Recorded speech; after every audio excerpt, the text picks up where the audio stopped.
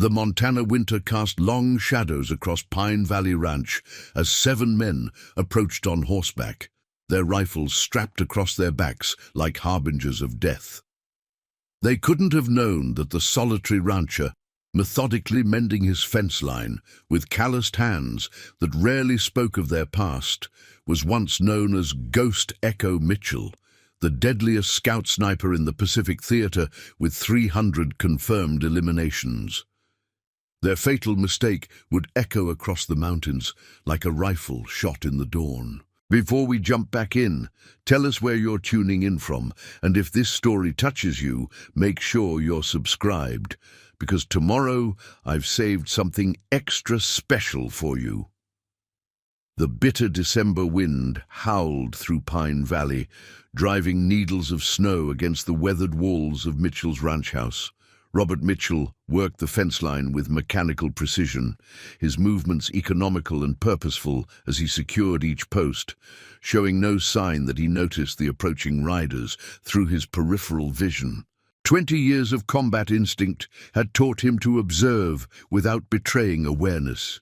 His weather-worn canvas jacket and mud-stained work gloves presented the perfect image of a simple rancher, masking the warrior that lay beneath. From her kitchen window in the trading post a quarter-mile down the valley, Sarah Kendrick watched the riders approach, her hand unconsciously clutching the silver cross her late husband had given her. She knew fragments of Mitchell's true identity, pieces he'd shared during quiet evenings when he'd come to trade for supplies. She'd seen the distinctive Marine Corps Scout Sniper medallion he kept in his desk drawer, though he'd made her promise never to speak of it. More telling were the precision shots that somehow dropped predators threatening local livestock at distances other ranchers claimed were impossible. The approaching riders moved with the coordinated precision of men accustomed to violence. Leading them was Marcus Kane, his scarred face partially hidden beneath a dark wool scarf. The former enforcer for the Northern Pacific Railroad had built a reputation for clearing homesteaders from valuable land, using whatever means necessary. Behind him rode his chosen killers, the Whitaker brothers, whose brutal efficiency had earned them bloody fame in the Dakota Territory, James Lucky Chen, whose skill with explosives had helped destroy evidence of numerous crimes, and 3 more men whose very presence spoke of death. "Make sure you're watching this, folks," Kane's voice carried across the valley as his men spread out in a practiced formation. "Today's the day stubborn old Mitchell learns what happens to ranchers who don't understand progress." The words were pitched to carry, meant to draw an audience to the coming violence. Kane's reputation had been built as much on theatrical cruelty as on actual bloodshed. Inside her trading post, Sarah moved quickly to the back room where she kept her telegraph. Mitchell had helped her install it 3 months ago, just in case, he'd said. Now she understood why. Her fingers flew across the key, sending a prearranged signal to the network of homesteaders scattered throughout the valley.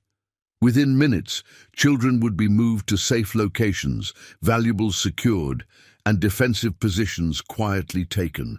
Mitchell continued his methodical work on the fence, though his mind was cataloguing every detail of the approaching threat. The wind direction would affect long-range shots. The fresh snow would reveal any attempt at flanking movements. The afternoon sun's position would impact visibility. Every element became part of a complex tactical equation, one he'd solved countless times in jungles and deserts across the world. Young Tommy Kendrick, Sarah's 12-year-old son, watched from the trading post's upper window. He'd seen Mitchell practicing at dawn sometimes, when the rancher thought no one was watching. The way the man could place 5 shots through the same hole in a playing card at 300 yards had filled the boy with quiet awe. His mother had warned him never to speak of what he'd seen, but Tommy understood more than adults realized. He'd heard the whispered stories about the legendary Marine Scout sniper who disappeared after the war, the ghost who could end a man's life from so far away that the target never heard the shot. The winter wind carried Kane's voice again. "Time to pack up, Mitchell. Railroad's paying good money for this land, and we're here to make sure the deal goes through." His men had positioned themselves in a classic combat formation, one that would have been effective against a normal rancher. But Mitchell had spent years teaching young Marines how to counter exactly such tactics. High up on the valley wall, the winter sun glinted off patches of ice and snow. Few would notice how strategically Mitchell had placed his line shacks and hunting blinds over the past year, creating interlocking fields of fire that covered every approach to the ranch. Fewer still would recognize how his seemingly random fence repair schedule had actually allowed him to memorize exact distances to every significant feature in the valley. If you're captivated by this tale of hidden strength and justice, make sure you're subscribed to our channel. Tomorrow's story about a former circus performer turned small-town doctor will leave you speechless. The morning sun climbed higher, casting stark shadows across the snow-covered valley. Kane's men maintained their positions, confident in their numerical superiority and their reputation for violence. They couldn't see how Mitchell's hands, still working steadily at the fence line, had imperceptibly shifted to keep his custom rifle within easy reach. The weapon lay partially covered by his work coat, its well-worn stock marking it as a simple rancher's tool rather than the precision instrument it truly was. Sarah's telegraph clicked steadily, coordinating the valley's response just as Mitchell had planned months ago. The rancher's quiet preparation had transformed Pine Valley into something far more formidable than Kane's men could imagine. As the tension built towards its inevitable break, Robert Mitchell allowed himself a small, grim smile. He'd spent 3 years teaching Marine snipers that patience was deadlier than any bullet. Now, as the winter wind howled through Pine Valley, that lesson was about to be demonstrated once again. Marcus Kane had built his reputation in the blood-soaked railroad expansion of the 1870s, but few knew the full extent of his strategic brilliance. The scar that twisted across his face, running from his left temple to the corner of his mouth, hadn't come from a common brawl as most assumed. He'd earned it during the war, serving as a Confederate cavalry officer under Nathan Bedford Forrest, learning lessons about terror and intimidation that would serve him well in his current profession. The men who rode with him hadn't been chosen for their brutality alone, though each had demonstrated that quality in abundance. Kane selected his team with the same tactical precision he'd once used to choose reconnaissance units. The Whitaker brothers, Thomas and James, had perfected their craft during the Minnesota Indian Wars, where they'd learned to move silently through wilderness and strike without warning. Their matching Winchester rifles weren't for show. Both men could hit a running deer at 400 yards, though they preferred closer, more personal work.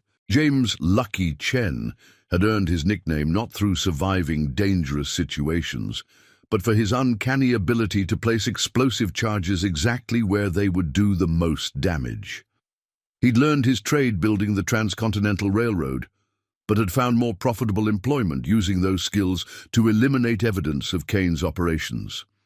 His saddlebags carried enough dynamite to level half the buildings in Pine Valley, a fact he'd casually mentioned at their last camp. Riding slightly behind came Noah Barrett, whose quiet demeanor masked a man who'd killed 3 U.S. Marshals in Kansas Territory.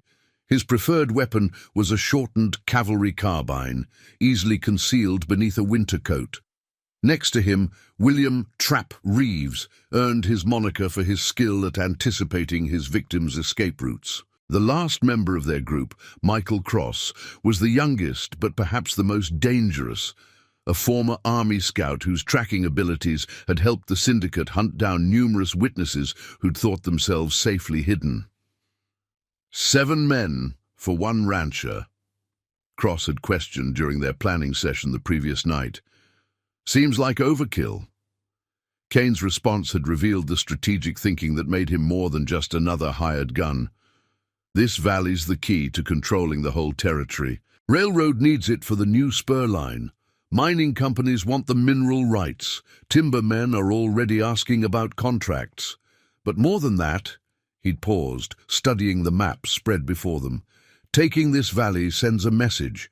Every homesteader, every rancher, every stubborn fool who thinks they can stand against progress will hear about what happens here. The Whitaker brothers had exchanged knowing grins. They'd participated in enough of Kane's messages to understand that the actual killing was only part of the performance. The aftermath, the stories that would spread, the fear that would take root in other communities, these were Kane's true weapons. What none of them knew was how carefully Mitchell had studied their previous operations. During his sleepless nights, when the memories of Pacific battlefields kept him from rest, he'd pored over newspaper accounts of their activities. Each burnt homestead, each family driven from their land, each mysterious accident had added to his understanding of their tactics. His military training had taught him that knowing your enemy's patterns was as important as knowing their weapons. Kane's syndicate had developed a reputation for efficiency. They never struck without careful preparation, never left loose ends, and always maintained plausible deniability. The railroad companies could claim no knowledge of their methods, even while ensuring that Kane's men had the latest intelligence about their targets. This systematic approach had served them well across 3 territories. The 7 riders spread out as they approached Mitchell's fence line, automatically adopting the formation that had worked so effectively in dozens of previous operations. Chen's hands stayed near his saddlebags, ready to retrieve his explosives if needed. The Whitaker brothers drifted to the flanks, preparing to cut off any escape routes. Barrett and Reeves maintained positions that would give them clear fields of fire, while Cross watched for any sign that their approach had been detected. "Last chance, old man," Kane called out, his voice carrying the practiced authority of someone accustomed to being obeyed. "Railroads offering fair prices to those who sell willingly. No need to make this difficult." Mitchell's continued work at his fence line, his apparent absorption in the task, caused the first flicker of uncertainty in Kane's calculated approach. Usually, their reputation alone was enough to provoke either immediate submission or panic. This calm felt wrong, like the unnatural quiet before an ambush. The winter wind carried fragments of conversation between Kane's men as they maintained their positions. They discussed previous operations with the casual familiarity of professionals who had refined their tactics through repeated success. They mentioned places and names that had become cautionary tales throughout the territories. The Thompson Ranch in Dakota, the Swedish settlement in Minnesota, the Chinese mining camp in Wyoming. Each location marked a victory for the syndicate, another step in their methodical expansion of control. What they couldn't know was that Mitchell had already anticipated their standard tactics. His seemingly random placement of outbuildings, the patterns of his fence repair, even the locations where he allowed snow to drift, all had been carefully planned to channel any attacking force into predictable positions. The very formation that had served Kane's men so well in the past was now placing them exactly where Mitchell needed them to be. The morning sun continued its climb, and with it, tension mounted in Pine Valley. Kane's syndicate had never failed to clear a property when they set their minds to it. Their reputation had been built on absolute success, delivered with a theatrical flair that ensured their stories would spread far beyond the immediate victims.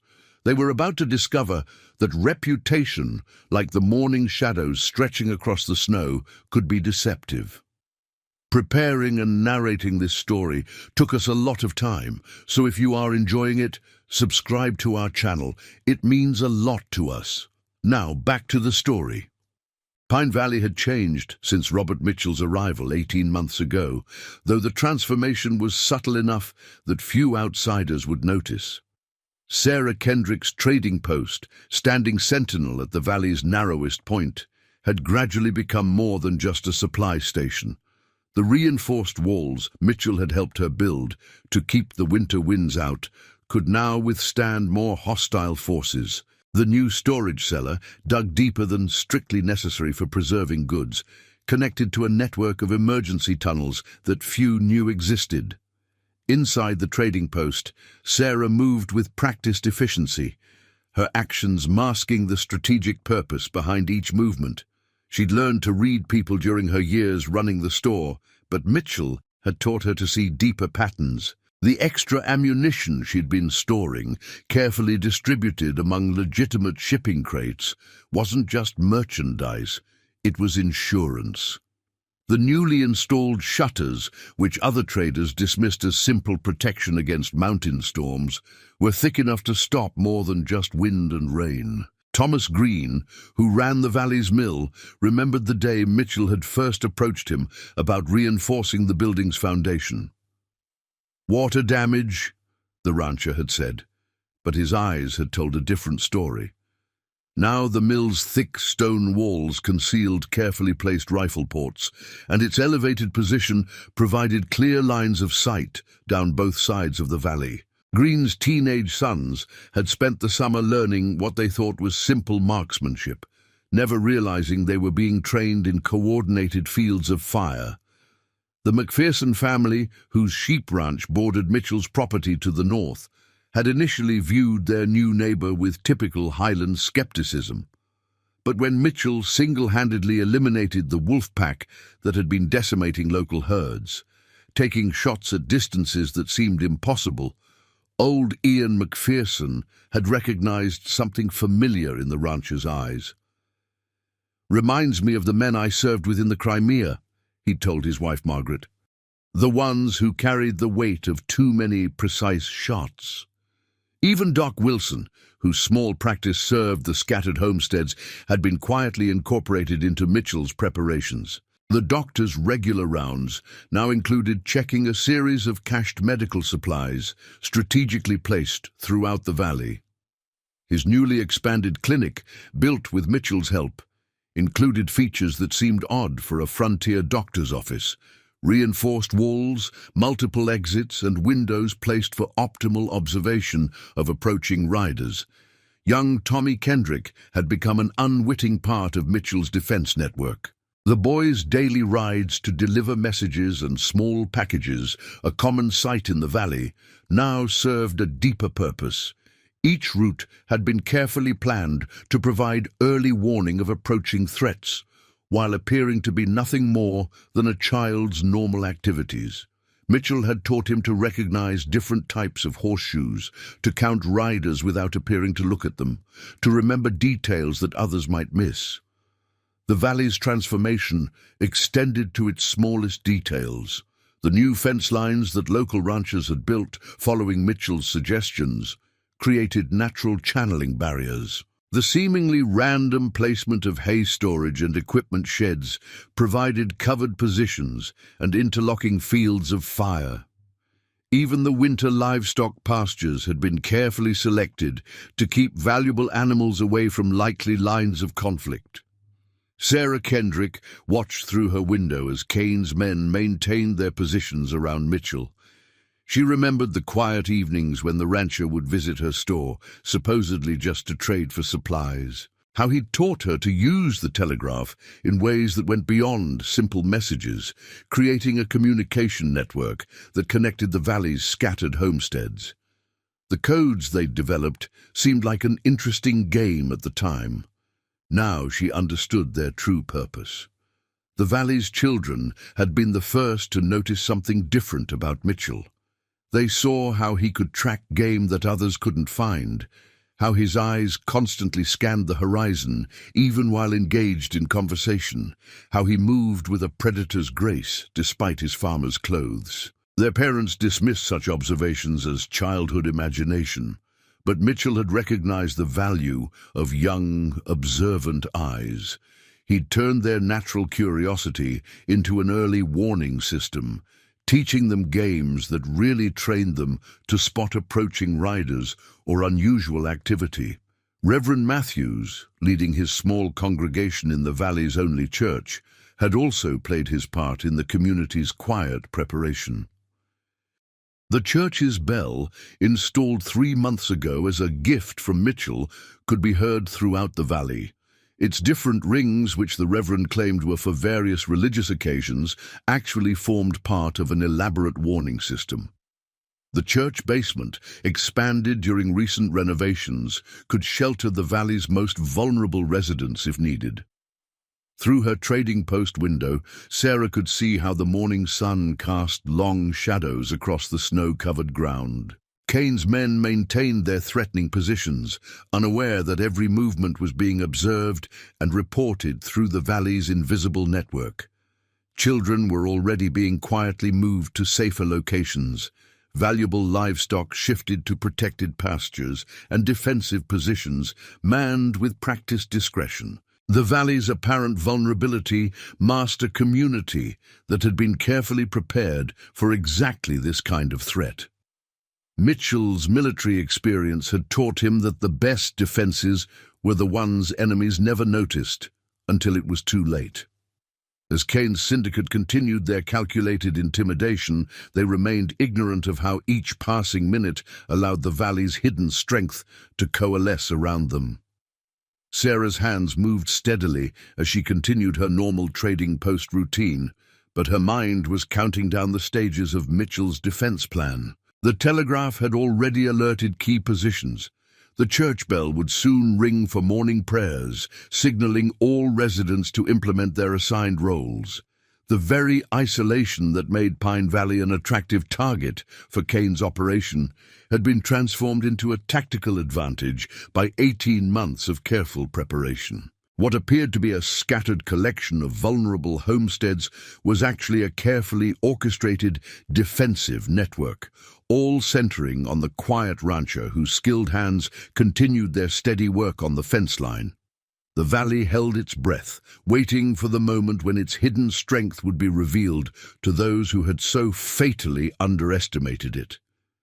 In the 18 months since Robert Mitchell had arrived in Pine Valley, every action, every building project, every casual suggestion had been part of a larger strategic plan.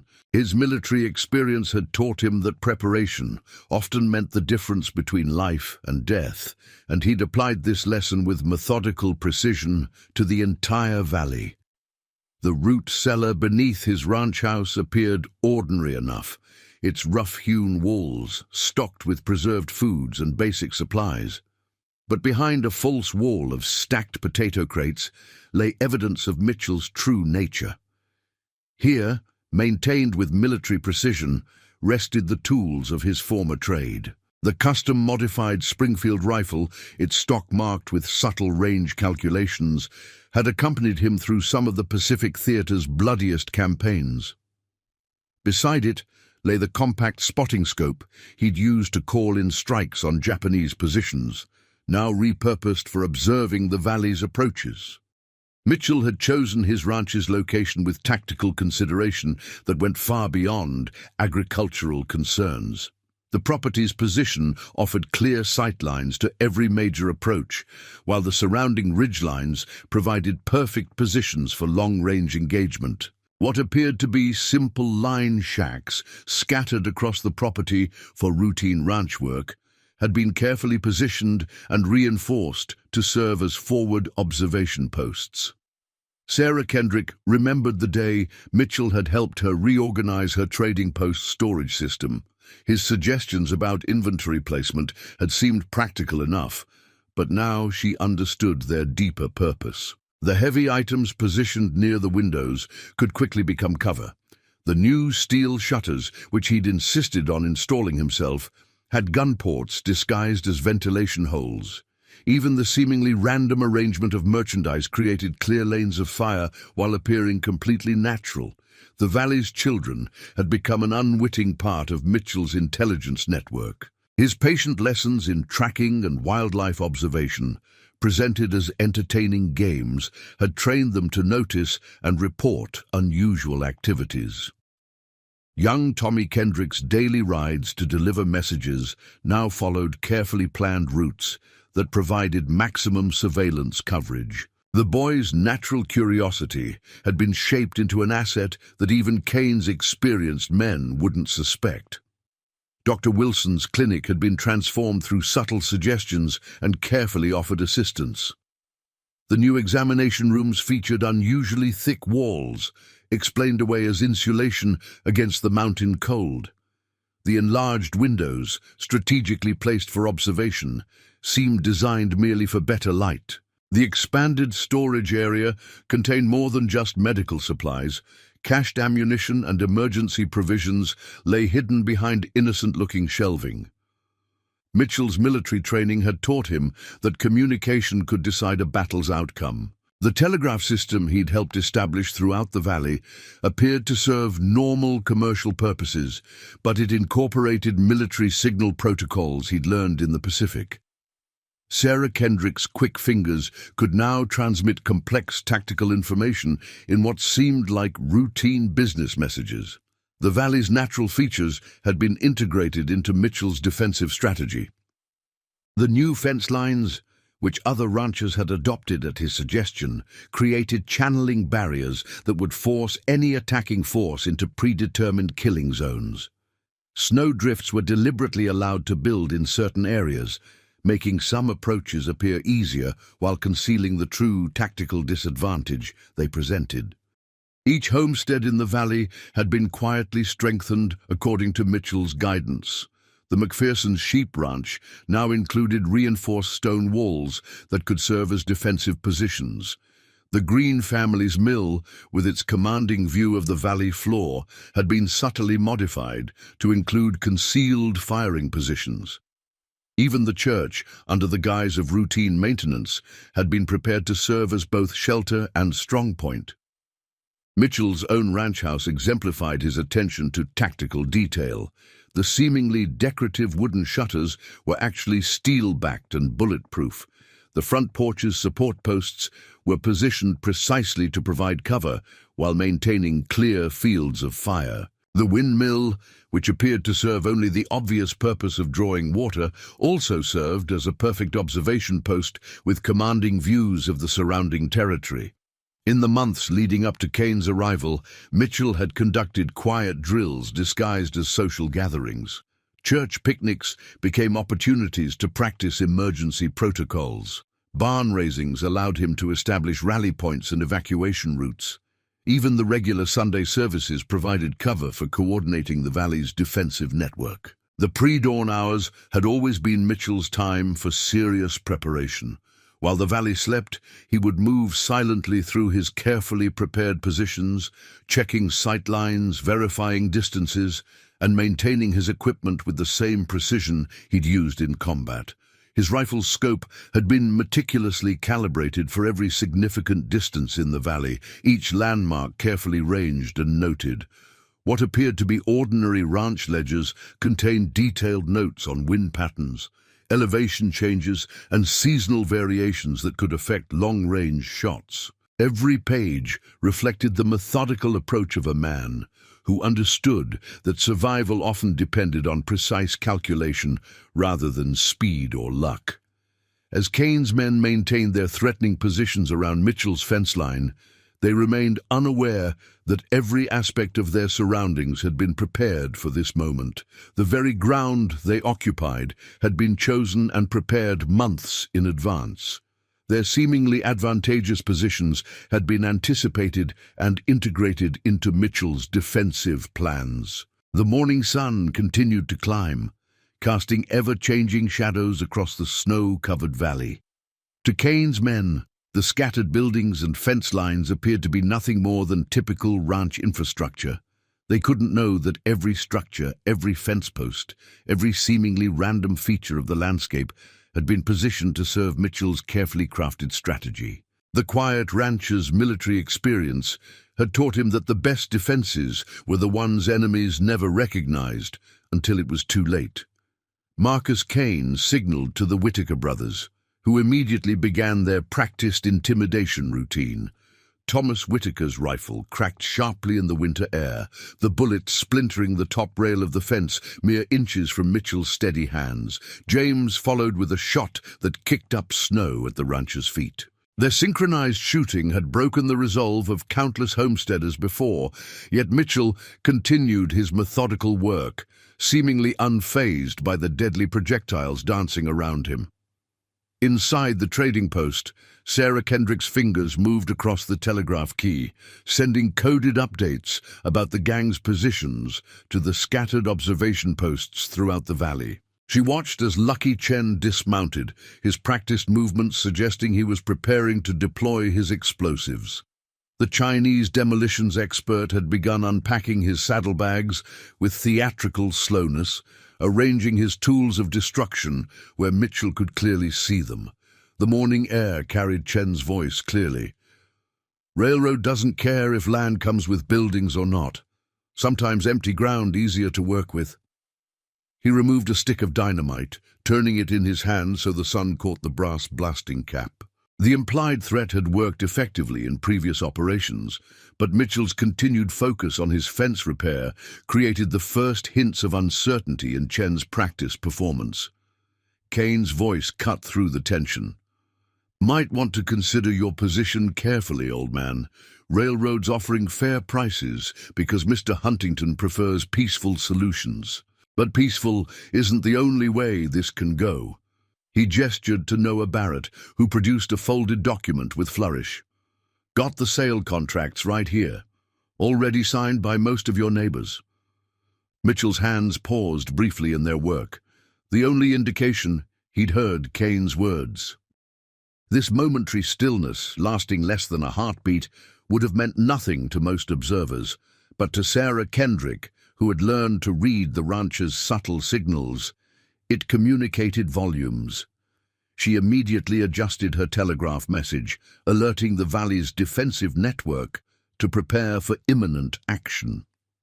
The Whitaker brothers had begun circling wider, attempting to flank Mitchell's position. Their movements, which had intimidated so many previous victims, unknowingly carried them directly into pre-ranged firing positions. From his elevated vantage point in the mill, Thomas Green tracked their movement through carefully prepared gun ports, his rifle's sights already adjusted for the exact distances Mitchell had taught him to measure. If you're enjoying this story of hidden strength and justice, make sure to subscribe to our channel. Tomorrow's tale about a former circus acrobat who becomes a frontier marshal will leave you speechless. William "Trap" Reeves moved his horse closer to Mitchell's position, his carbine held casually but ready. "Seen what happens to folks who try standing against progress?"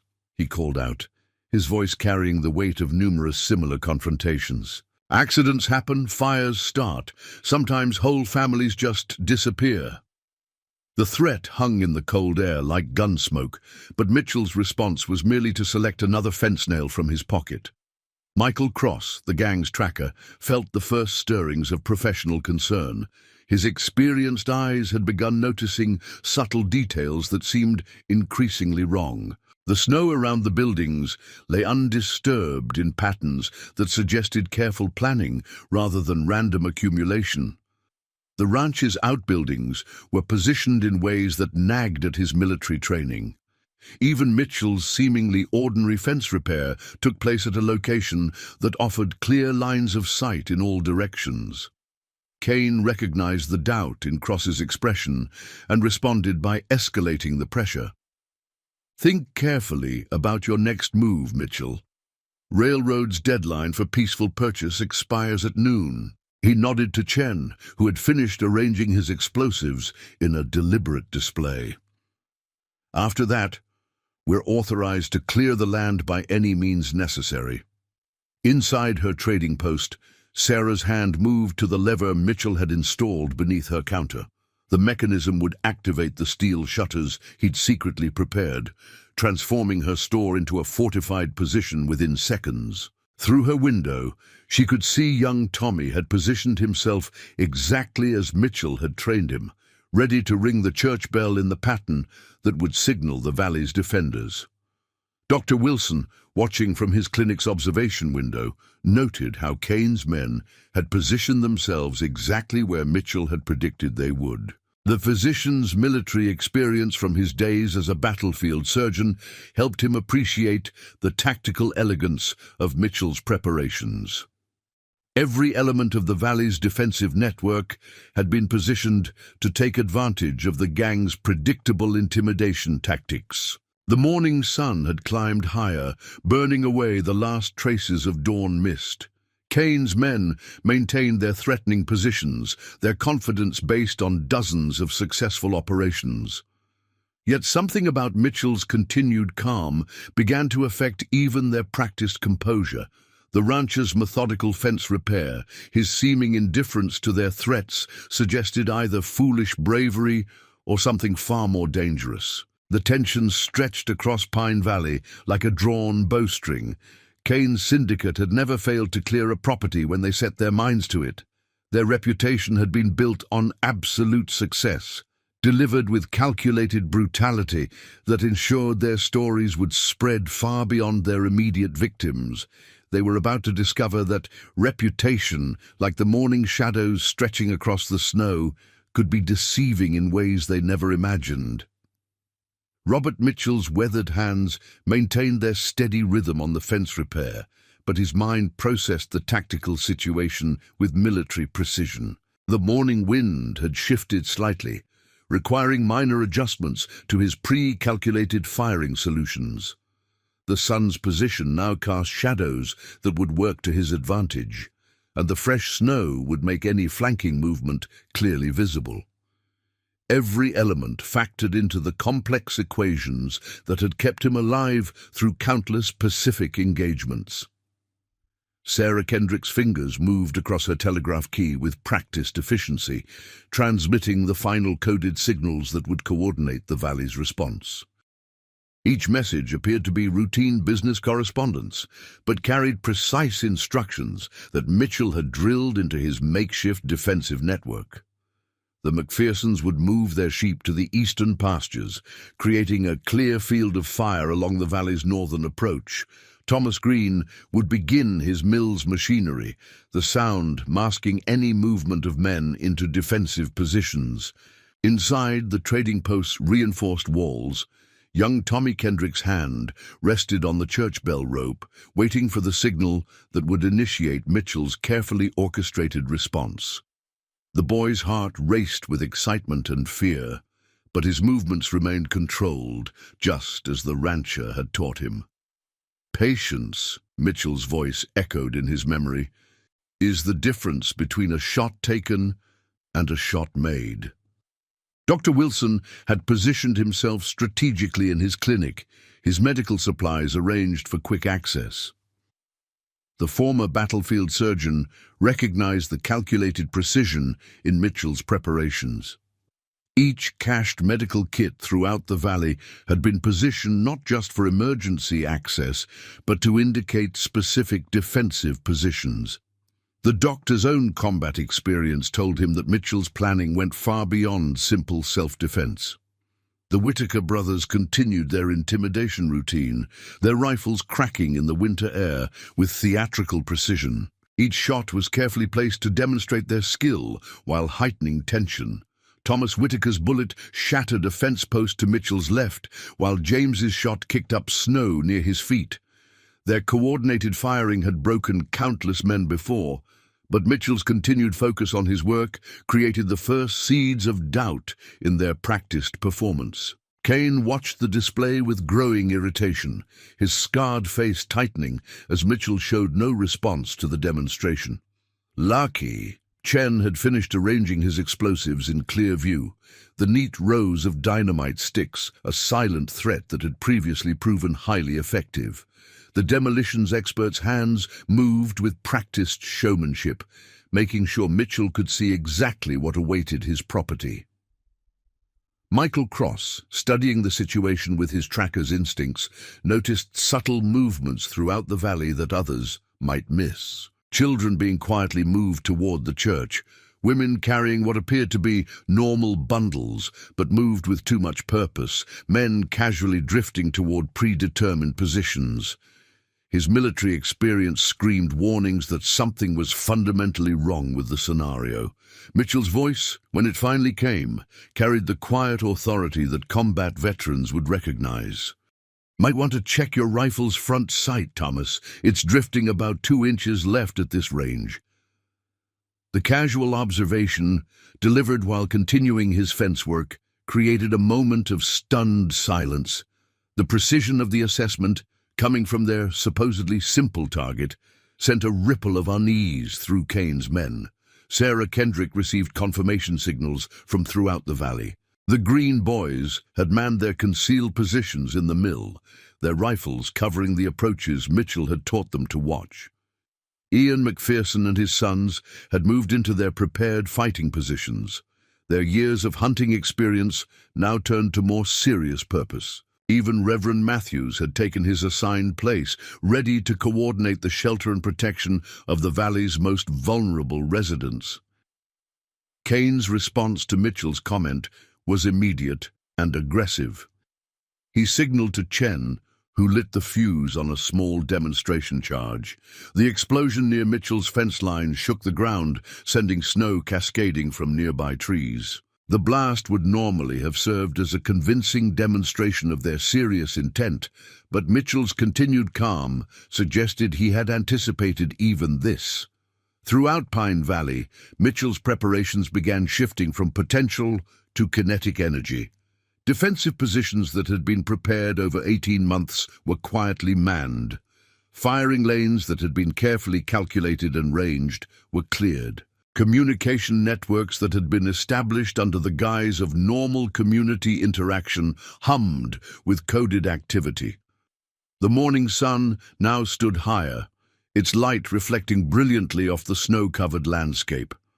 Kane's men maintained their threatening positions, still confident in their numerical superiority and proven tactics. They couldn't know that every position they occupied had been carefully prearranged. Every movement they made had been anticipated and countered in Mitchell's strategic planning. Mitchell's hands never paused in their work, but his senses tracked every movement around him with combat-honed precision. The wind direction, the snow conditions, the play of light and shadow. Each element fed into calculations made long before Kane's gang had appeared. The quiet rancher's preparations were about to demonstrate why he had been considered the deadliest scout sniper in the Pacific Theater. The transformation began with a subtle shift in Mitchell's posture.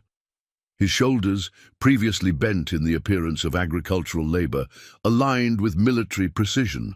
The weathered hands that had been working the fence line now moved with the fluid grace of a practiced marksman. Even the winter air seemed to still, as if nature itself recognized the emergence of a predator in its midst. Kane noticed the change first, his cavalry-trained instincts recognizing the deadly shift in Mitchell's bearing. The rancher's movements had acquired an economic precision that spoke of countless battlefield encounters. Gone was the simple farmer's stoop, replaced by the balanced stance of a combat veteran. The morning sun caught Mitchell's eyes, revealing the focused calculation that had earned him the nickname Ghost Echo during some of the Pacific Theater's bloodiest campaigns. Something about those shots seems familiar. Mitchell's voice carried across the snow-covered ground, its tone transformed from rural simplicity to tactical assessment. Reminded me of Okinawa. Japanese sniper team tried the same pattern, bracketing shots designed to break nerve rather than kill. His casual analysis froze the Whitaker brothers in their positions, their practiced confidence shattered by the precise technical critique of their technique. Michael Cross's military experience screamed warnings as he processed Mitchell's changed demeanor. The tracker had seen such transformations before, when seemingly ordinary men revealed their true combat nature. "Boss," he called to Kane, his voice tight with recognition. "That stance, I've heard stories. 3rd Marine Division had a scout sniper. They said he could put 5 rounds through the same hole at 800 yards. Mitchell completed the sentence, his voice carrying the weight of confirmed legend. That was on good days.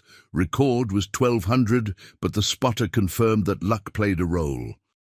The clinical discussion of lethal skill sent a ripple of unease through Kane's men, who suddenly found themselves re-evaluating their tactical positions with growing concern. Sarah Kendrick watched through her trading post window as the mythical Ghost Echo emerged from Mitchell's carefully maintained rancher's disguise. She remembered the quiet evenings when he had taught her about wind patterns and trajectory calculations, lessons disguised as casual conversation. Now she understood she'd been learning from a man who had turned long-range shooting into a deadly art form during the war's darkest hours. Lucky! Chen's hands had stilled on his explosives, the demolitions expert's theatrical confidence evaporating as he processed the tactical reality of their situation. His years of military experience helped him recognize the fatal flaw in their position. Every member of Kane's gang had been skillfully maneuvered into pre-ranged killing zones during their own intimidation routine. The morning light caught the subtle marks on Mitchell's fence posts. What had appeared to be simple repair markers were actually carefully calculated range indicators. Each numbered nail, positioned with seeming randomness, represented precise distance calculations for the kind of long-range shooting that had made him a legend in the Pacific Theater. 342 yards to your position, Thomas. Mitchell addressed the elder Whitaker brother without looking up.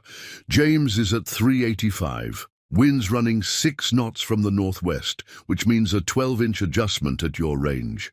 The casual delivery of these lethal calculations carried more menace than any direct threat could have achieved.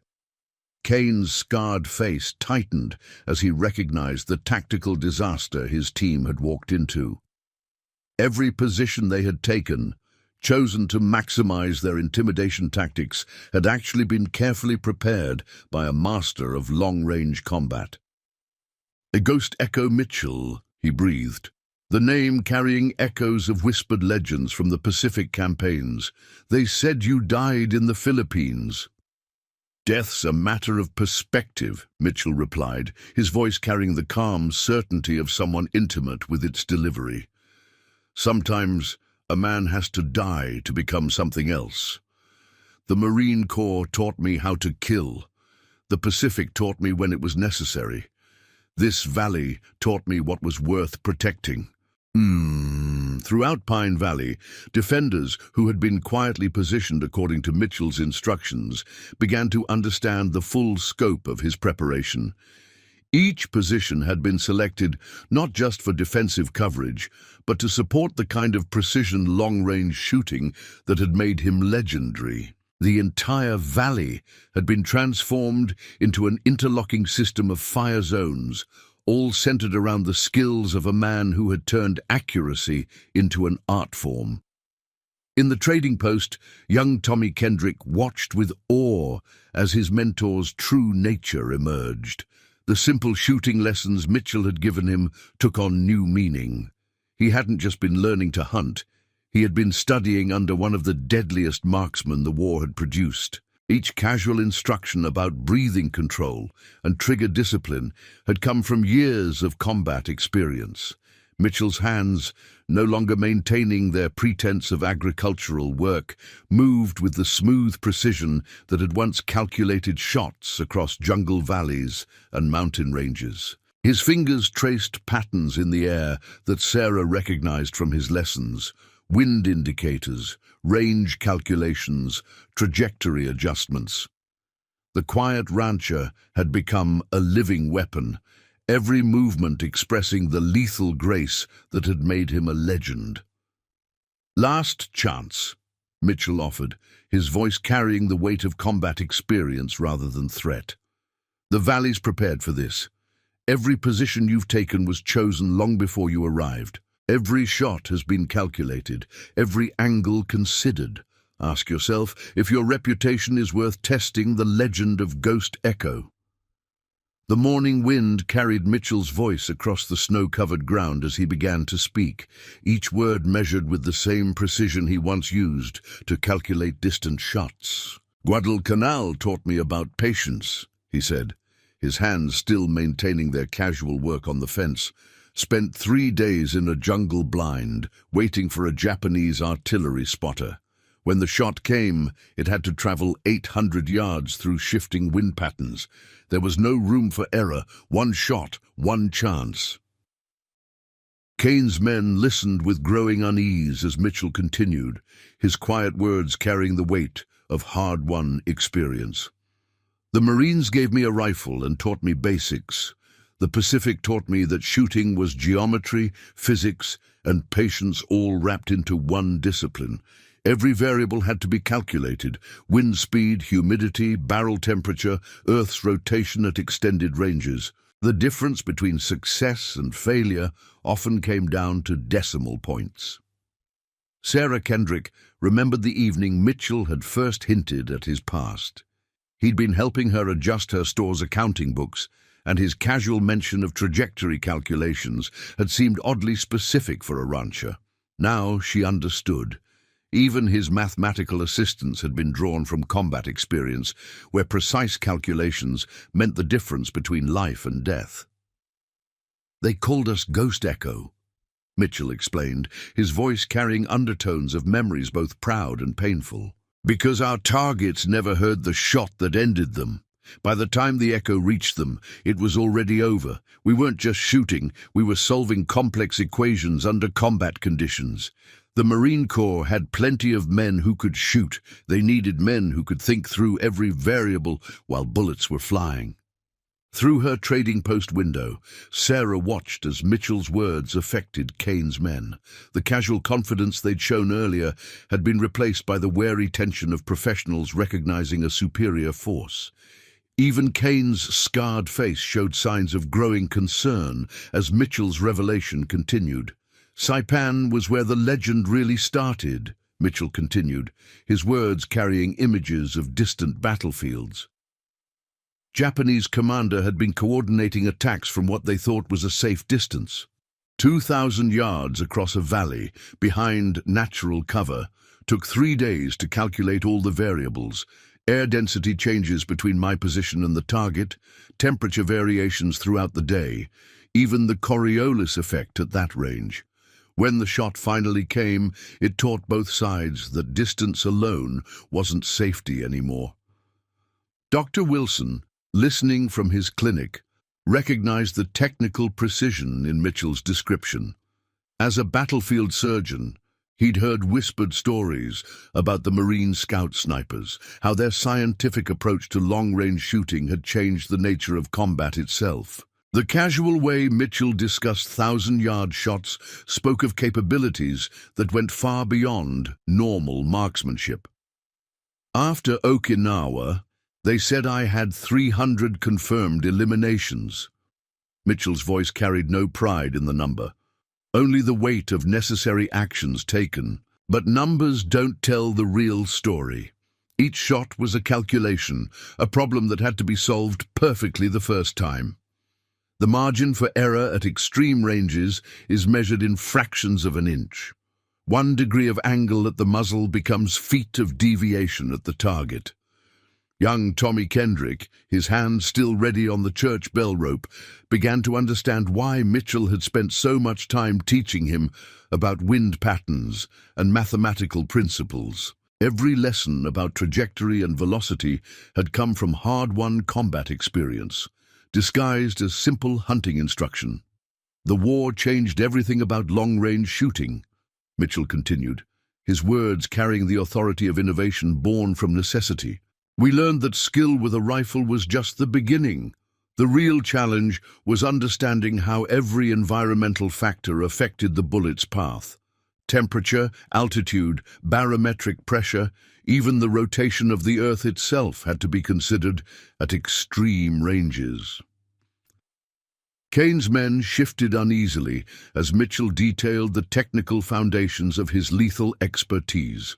Each casual reference to 1,000-yard shots and complex calculations served as a reminder that they had unknowingly challenged someone who had turned long-range shooting into a science. But the most important lesson, Mitchell's voice took on a deeper resonance, came after the war, when I learned that these skills, developed for destruction, could also be used for protection. Every calculation, every principle that made me effective in combat could be applied to defending something worthwhile. This valley gave me a chance to use what I learned for something better than war. The morning sun had climbed higher, casting stark shadows across Pine Valley. Kane's men maintained their positions, but their previous confidence had been replaced by the wary respect of professionals recognizing a superior force. They had come expecting to intimidate a simple rancher, only to find themselves facing a legend from the Pacific War. Ghost Echo wasn't just a nickname, Mitchell concluded, his quiet words carrying across the snow-covered ground. It was a reminder that death could come from distances enemies thought impossible. Every shot was a demonstration that the old rules of combat had changed. Now you have to ask yourselves, do you really want to test those capabilities here, today? The transformation of Pine Valley from peaceful ranching community to coordinated defensive position began with subtle movements that rippled outward like waves from a stone dropped in still water. Sarah Kendrick's fingers danced across her telegraph key, sending the signal that initiated Mitchell's carefully orchestrated defense plan. Throughout the valley, positions that had been prepared over 18 months of quiet work came alive with purposeful activity. Inside the reinforced walls of the trading post, Sarah watched through carefully positioned observation ports as the Green Boys took their assigned positions in the mill. Thomas and James Green moved with the fluid confidence that came from months of Mitchell's patient instruction, their rifles covering precise sectors of fire that the former Marine sniper had calculated to provide overlapping fields of coverage. The sound of the mill's machinery provided perfect cover for their movement, just as Mitchell had planned. The McPherson family executed their part of the strategy with generations of Highland discipline. Ian McPherson and his sons began moving their sheep toward the eastern pastures, the activity appearing to be nothing more than routine ranching work. But each movement had been carefully choreographed by Mitchell to clear specific firing lanes while maintaining the appearance of normal activity. The sheep themselves became mobile cover, their movements masking the positioning of defenders throughout the valley. Dr. Wilson activated his part of the prepared response, his experience as a battlefield surgeon evident in his efficient movements. His medical supplies, strategically cached throughout the valley, served a dual purpose, marking defensive positions while ensuring rapid response to any casualties. The doctor had learned during the war that proper preparation often meant the difference between life and death, a lesson Mitchell had incorporated into every aspect of his defense plan. Young Tommy Kendrick maintained his position by the church bell, his hand steady on the rope as he waited for the signal to begin the complex series of rings that would coordinate the valley's defenders. The boy's natural enthusiasm had been tempered by Mitchell's patient instruction into disciplined readiness. Each planned bell sequence would convey specific tactical information throughout the valley, using a code that appeared to be nothing more than normal church bells to outsiders. Mitchell's voice carried across the morning air with calculated precision. "You might want to reconsider your position, Mr. Chen. That dynamite you're arranging so carefully, you've placed it exactly where I planned for explosives to be deployed." The casual observation caused the demolitions expert to freeze, suddenly aware that his theatrical display of explosives had been anticipated and counted months in advance. The Whitaker brothers found their confident marksmanship undermined by growing uncertainty. Every position they took, chosen to maximize their intimidation tactics, seemed to have been prepared for in advance. Snow had been allowed to drift in ways that subtly channeled movement. Fence lines created natural firing lanes, and even the placement of winter hay bales provided defensive cover while appearing entirely natural. Kane watched with growing concern as his careful tactical positioning was systematically revealed to be part of Mitchell's larger strategy. The scarred cavalry officer recognized the military precision underlying what had appeared to be random ranch infrastructure. Each building, fence line, and natural feature had been integrated into a comprehensive defensive network that had been hiding in plain sight for months. Martha Wu, The quiet Chinese herbalist who provided medical supplies to the valley revealed another layer of Mitchell's preparation. Her small shop, positioned with a clear view of several key approaches, had been subtly modified to serve as an observation post. Her daily routine of drying herbs on the roof provided perfect cover for monitoring movement throughout the valley. Even her delivery routes had been planned to provide regular reconnaissance of key areas. Reverend Matthews coordinated the movement of the valley's most vulnerable residents with calm efficiency that reflected Mitchell's training. The church basement, reinforced during recent renovations, provided secure shelter while maintaining clear lines of communication with defensive positions. The retired minister's military experience from his chaplain days helped him appreciate the tactical elegance of Mitchell's preparations. Throughout Pine Valley, Mitchell's defensive network activated with precision that reflected his Marine Corps training. Each component had been carefully planned and rehearsed under the guise of normal community activities. Church socials had provided cover for coordinating movements. Barn raisings had allowed the positioning of defensive infrastructure. Even children's games had been designed to practice communication and observation skills. Kane's experienced eye noted how the valley's natural features had been subtly modified to support the defense. Drainage ditches provided covered movement routes. Tree lines had been selectively cleared to create interlocking fields of fire. Even the snow had been allowed to drift in patterns that would force attackers into pre-ranged killing zones. The entire valley had been transformed into a carefully prepared battlefield, disguised as nothing more than routine ranch work. Mitchell's quiet voice carried the authority of combat experience. Every position you've taken was chosen months ago. Every move you've made was anticipated and prepared for. This valley might look like simple ranching country, but it's been designed as carefully as any military position I ever prepared in the Pacific. His words caused Michael Cross to shift uneasily, the tracker's military experience helping him recognize the tactical mastery underlying Mitchell's preparations. The morning sun continued its climb, revealing more details of Pine Valley's transformation from peaceful community to coordinated defensive position. Kane's men maintained their threatening postures, but their previous confidence had been replaced by the growing realization that they had walked into a carefully prepared tactical situation. Their reputation for violence and intimidation had been systematically countered by months of precise military planning. The confrontation's opening move came not from Mitchell, but from James Whitaker's impatience. The younger Whitaker brother, unnerved by Mitchell's calm recitation of firing solutions, made the fatal error of trying to reassert control through action. His rifle came up in a fluid motion born of years of practice, aimed at the fence post next to Mitchell's head. The shot was meant to demonstrate skill while maintaining intimidation, a tactic that had worked countless times before.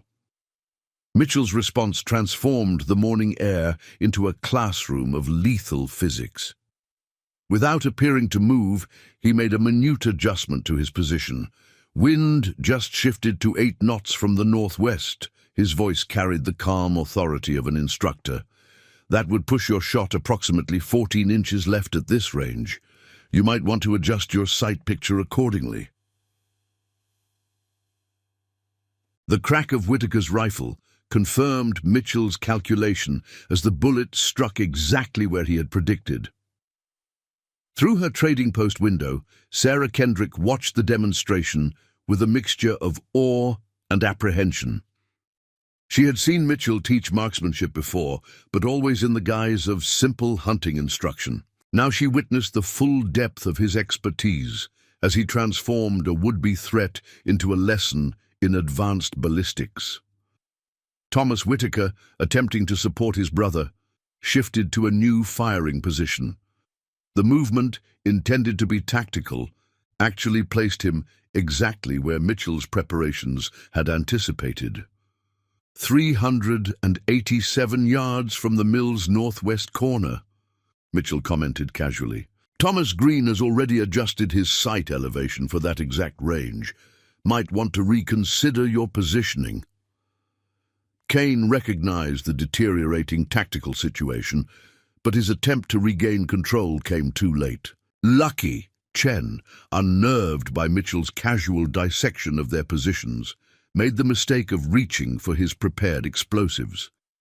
The movement caused a subtle shift in Mitchell's posture, the first direct indication that the rancher's patience had limits. The shot, when it came, served as both demonstration and warning. Mitchell's rifle seemed to materialize in his hands, its report sharp and precise in the winter air. Chen's carefully arranged dynamite scattered as the bullet struck the ground precisely between his feet, leaving a neat hole in the packed snow. The precision of the shot, delivered without apparent aim or effort, froze everyone in place. That was a warning. Mitchell's voice carried the same instructional tone he'd used earlier, calculated for minimum ricochet potential while accounting for the presence of explosives. Next shot won't be demonstration. The calm, technical assessment of the shot's parameters carried more menace than any direct threat could have achieved. Dr. Wilson, watching from his clinic, recognized the clinical precision in Mitchell's actions. The shot had been calculated not just for accuracy, but to minimize any risk of accidental detonation. Even in delivering a warning, the former Marine sniper maintained absolute control over every variable. Kane's men found their confidence evaporating as Mitchell began a methodical breakdown of their tactical vulnerabilities. Mr. Cross, your current position places you 312 yards from the McPherson's north pasture. Accounting for elevation difference and wind conditions, that's a 7-inch holdover with my rifle's ballistic profile. Would you like the exact calculation in minutes of angle? The morning sun cast harsh shadows across Pine Valley as Mitchell continued his lesson in applied ballistics. Each casual observation about range, wind correction, and trajectory adjustment served to demonstrate the depth of his preparation. Kane's men, experienced in violence and intimidation, found themselves transformed into unwilling students in a master class of long-range marksmanship. Young Tommy Kendrick maintained his position by the church bell, watching his mentor demonstrate the practical application of their previous lessons. Every principle Mitchell had taught him about breathing, trigger control, and environmental awareness was now revealed in its true tactical context. The simple hunting instructions were shown to be combat techniques, disguised as rural wisdom. Mitchell's next demonstration combined technical precision with psychological impact.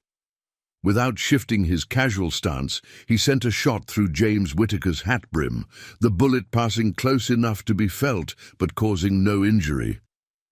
Calculated for 20-inch drop at that range, he commented, as if discussing crop yields. Wind drift compensated by holding 3 inches into the breeze. Would you like to review the mathematics involved? Sarah's telegraph clicked steadily, reporting Mitchell's demonstration to the Valley's defensive network. Each shot served multiple purposes: warning, instruction, and coordination signal. The precise timing and placement of his demonstrations allowed the Valley's defenders to synchronize their preparations without obvious communication. Kane watched his carefully constructed tactical position unravel as Mitchell systematically demonstrated control over every aspect of the confrontation. The former cavalry officer recognized that they faced not just a skilled marksman, but a tactical innovator who had transformed an entire valley into an interlocking system of prepared firing positions. Next demonstration will be more technical, Mitchell announced, his voice maintaining its instructional tone. For those interested in advanced ballistics, I'll be demonstrating the effect of humidity on powder burn rates at extended ranges. Anyone who wishes to withdraw from the practical portion of today's lesson should do so now. The invitation, delivered with the same calm precision as his shots, carried unmistakable finality. Mitchell's systematic dismantling of Kane's tactical position began with a series of shots that demonstrated the full scope of his capabilities. Each report of his rifle served a specific purpose in his carefully orchestrated strategy. The first shot struck the ground precisely between Thomas Whitaker's horse's hooves, causing the animal to rear and disrupting the gang's carefully maintained formation. The second found James Whitaker's rifle sling, severing it cleanly and sending his weapon clattering to the frozen ground. The precision of these shots transformed the morning air into a classroom of applied physics. Mitchell provided calm commentary with each demonstration, his voice carrying the measured tone of an instructor. "Notice how the cold affects powder burn rates," he explained, as another shot split the air. "At these temperatures, you need to adjust your calculations for approximately 3% increased velocity. The denser air also affects bullet drop. Fascinating subject if you're interested in applied ballistics." Through her trading post window, Sarah Kendrick watched as Mitchell's lessons in long-range marksmanship systematically stripped away Kane's men's confidence. Each shot was placed with surgical precision, demonstrating control while avoiding lethal force.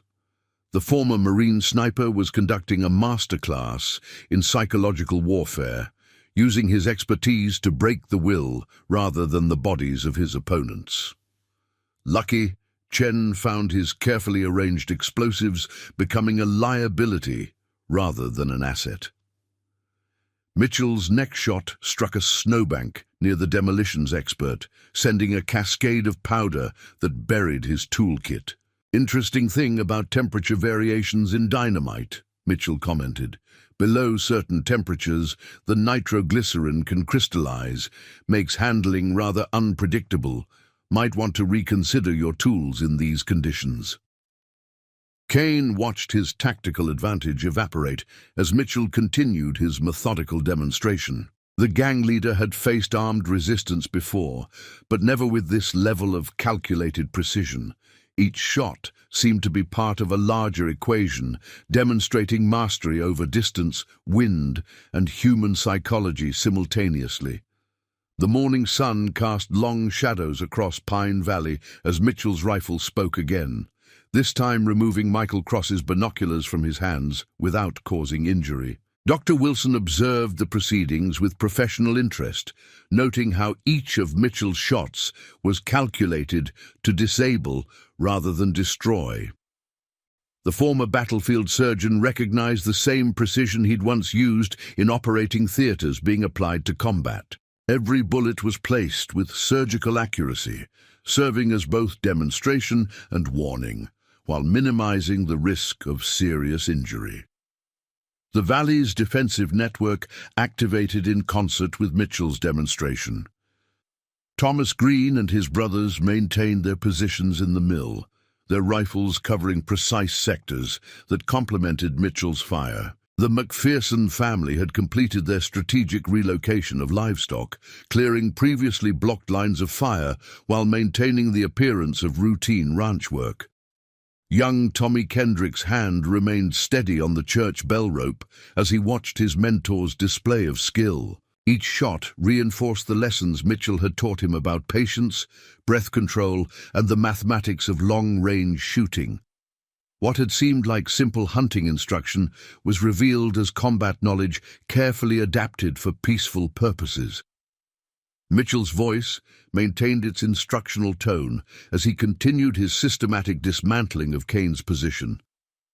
"Interesting challenge, shooting in these conditions," he commented, while sending another precisely placed round through William Reeves's gun belt, disarming him without breaking skin. "Have to account for temperature gradients between shooter and target. Air density changes can affect bullet drop by several inches at extended ranges." Sarah's telegraph continued its steady communication with the Valley's defensive network, coordinating movements as Mitchell's demonstration unfolded. Each shot served as a timing signal, allowing defenders to adjust their positions without obvious communication. The entire valley had become an interlocking system of prepared positions, all orchestrated by the steady rhythm of Mitchell's rifle. Kane recognized the tactical mastery behind Mitchell's apparently casual display. Each shot not only demonstrated precision, but also served to isolate and control specific members of his gang. The former cavalry officer watched as his carefully chosen team was systematically stripped of both weapons and confidence by a man who had turned long-range shooting into an art form. Mitchell's next series of shots demonstrated his complete control over the tactical situation. 3 rounds, fired in rapid succession, removed the remaining weapons from Kane's men while seemingly defying the normal limits of marksmanship. "Interesting exercise in rapid target transition," he commented. "Have to account for barrel heating and changing wind conditions between shots.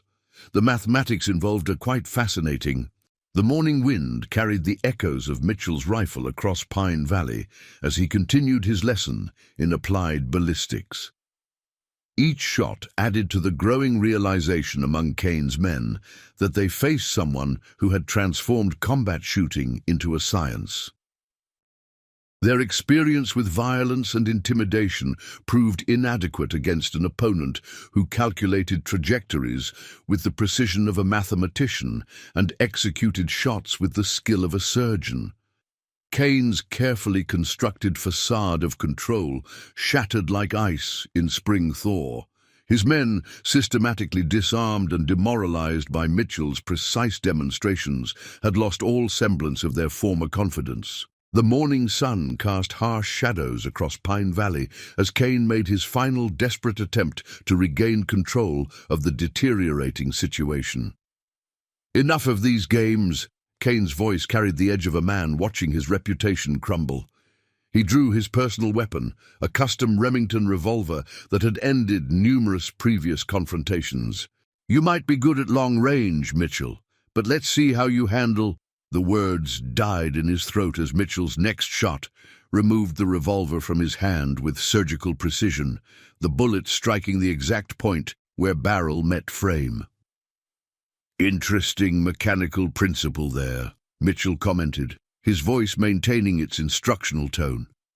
"Applied force at the correct point can overcome even the strongest grip. Simple physics, really. Would you like to discuss the mathematics involved?" The casual analysis of the shot's technical aspects carried more impact than any threat could have achieved. If you're captivated by this tale of justice and precision, make sure you're subscribed. Tomorrow's story about a former circus acrobat turned frontier marshal will leave you speechless. Through her trading post window, Sarah Kendrick watched the culmination of Mitchell's careful planning unfold. Kane's men, their weapons systematically neutralized, found themselves caught in precisely prepared fields of fire. The valley's defensive network, activated through 18 months of preparation, had transformed their tactical position into a carefully constructed trap. Lucky Chen's expertise with explosives proved useless against an opponent who understood the chemistry of his tools better than he did.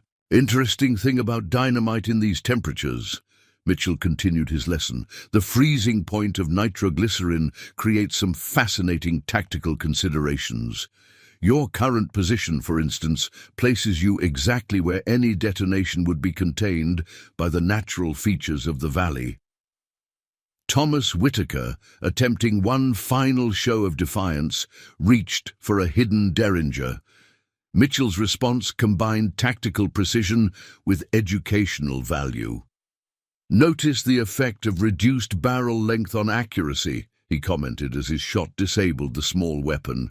"The mathematics of trajectory calculation become particularly interesting when dealing with non-standard barrel configurations." James Whitaker broke first, his nerves shattered by the methodical destruction of their tactical position. "He's not human," the younger Whitaker brother gasped, his voice carrying the realization that they faced something beyond their experience. "No one can shoot like that. It's impossible." "Nothing impossible about it," Mitchell replied, his tone remaining measured and instructional. "Just applied mathematics and proper training. The Marine Corps Scout Sniper program emphasized the importance of understanding the scientific principles behind each shot. Would you like a detailed explanation of the ballistic coefficients involved?"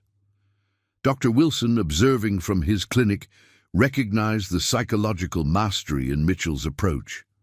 Each demonstration had been calculated not just for physical effect, but for maximum psychological impact. The former battlefield surgeon understood that Mitchell was conducting a masterclass in combat psychology, breaking his opponent's will through precision rather than brutality. Michael Cross, his military experience providing deeper insight than his companions, recognized the full scope of their tactical disaster. "We never stood a chance," the tracker realized aloud. "Every move we made, every position we took, he had it all planned months ago. We're not facing a rancher, we're facing a military genius who turned an entire valley into a shooting gallery." Kane watched his carefully constructed operation disintegrate under Mitchell's systematic dismantling. The former cavalry officer had built his reputation on careful planning and controlled violence, but now found himself outmaneuvered by someone who had elevated tactical thinking to an art form. His men, chosen for their skill at intimidation, proved helpless against an opponent who had transformed marksmanship into a science. Young Tommy Kendrick maintained his position by the church bell, watching his mentor demonstrate the practical application of every lesson he'd taught. The precise shots, the calm instruction, the methodical breakdown of tactical principles, all revealed the deeper purpose behind Mitchell's seemingly simple teaching methods. The morning wind carried Mitchell's voice across the valley as he delivered his final lesson. "Interesting thing about tactical situations," he observed, while sending another precisely placed shot through James Whittaker's hat brim. "Success often depends more on preparation than execution. Everything you've experienced today was calculated and prepared for months ago. Your reputation for violence and intimidation became a predictable variable in a larger equation." Throughout Pine Valley, Mitchell's defensive network maintained its coordinated positions. The Green brothers in the mill, the McPhersons in their strategic locations, even Martha Wu in her observation post, all played their roles in the carefully orchestrated demonstration of controlled force. Kane's men found themselves caught in an interlocking system of prepared positions, all centered around the skills of a man who had turned combat shooting into a precise science. The winter sun climbed higher over Pine Valley as Mitchell demonstrated the final lesson of his carefully orchestrated defense. His rifle, which had systematically dismantled Kane's tactical position, now rested easily in his hands as he addressed the demoralized gang. The former Marine sniper's voice carried the measured tone of an instructor concluding an important lesson. "Combat teaches you many things," Mitchell began, his words carrying the weight of hard-won experience.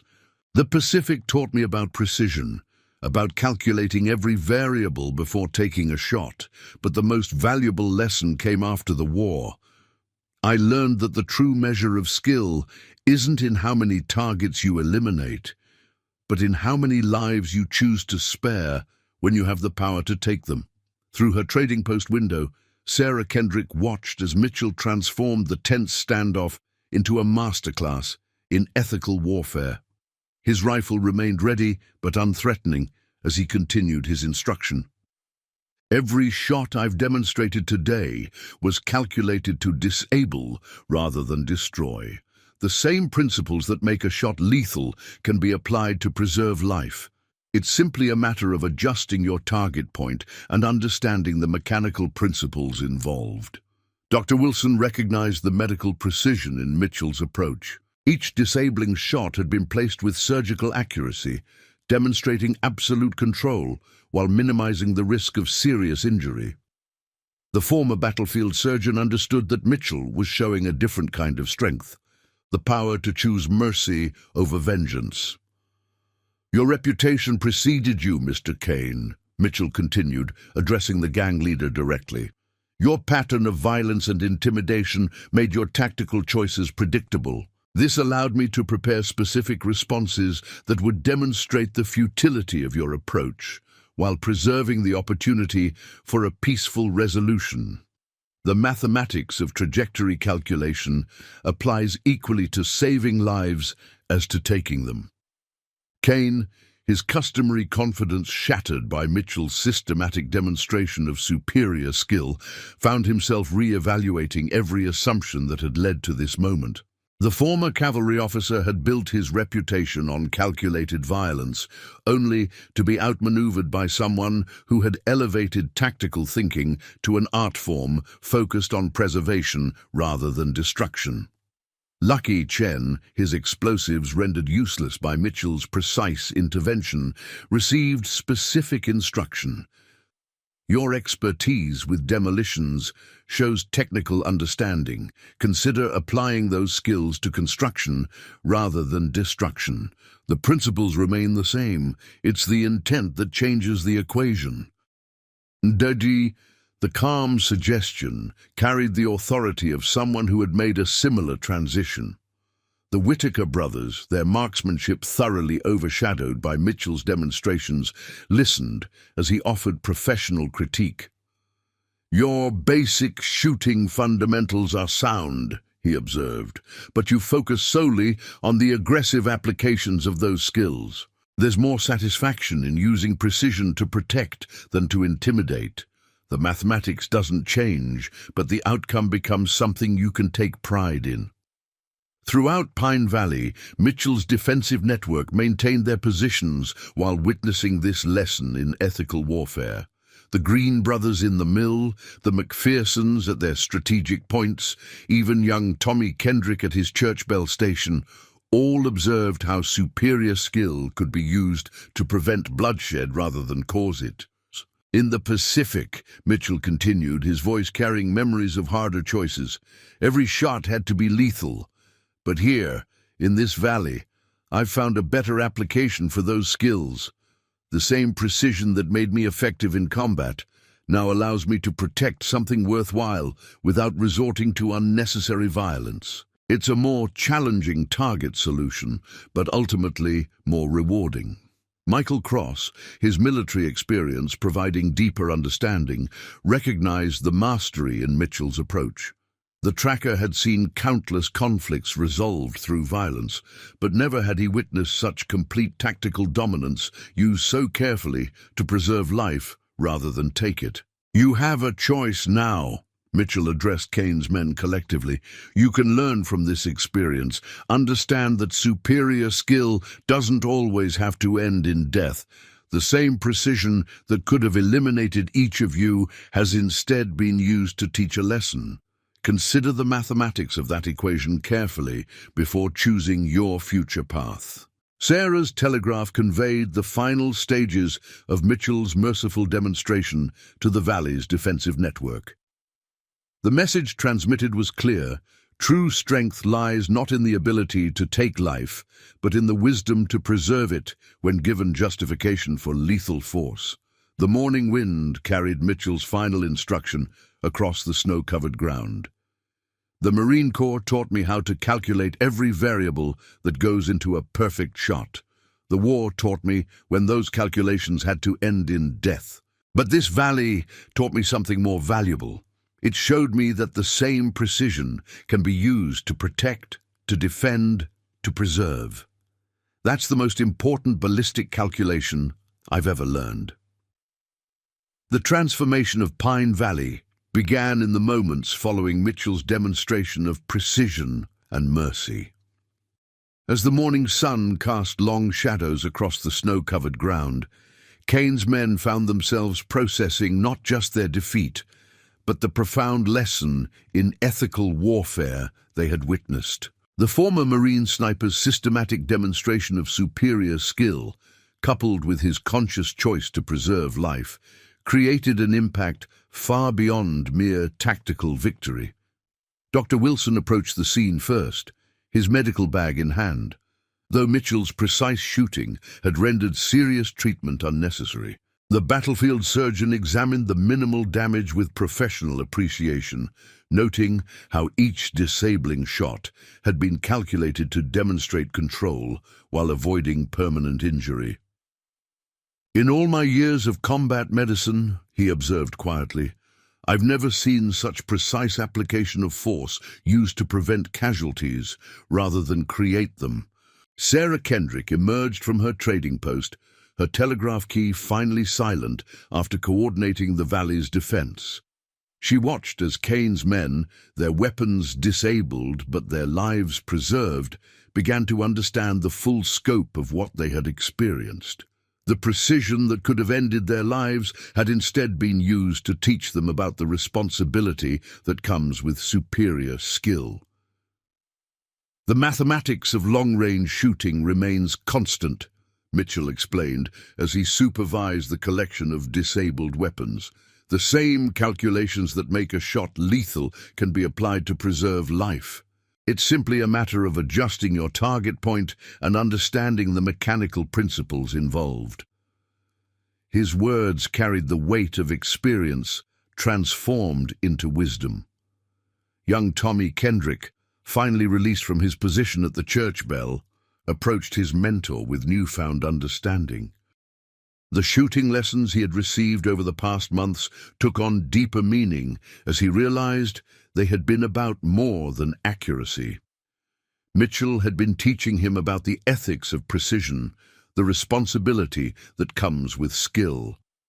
"Lucky," Chen examined his scattered explosives with professional respect, understanding now how Mitchell's precise shots had been placed to neutralize his tools without risk of detonation.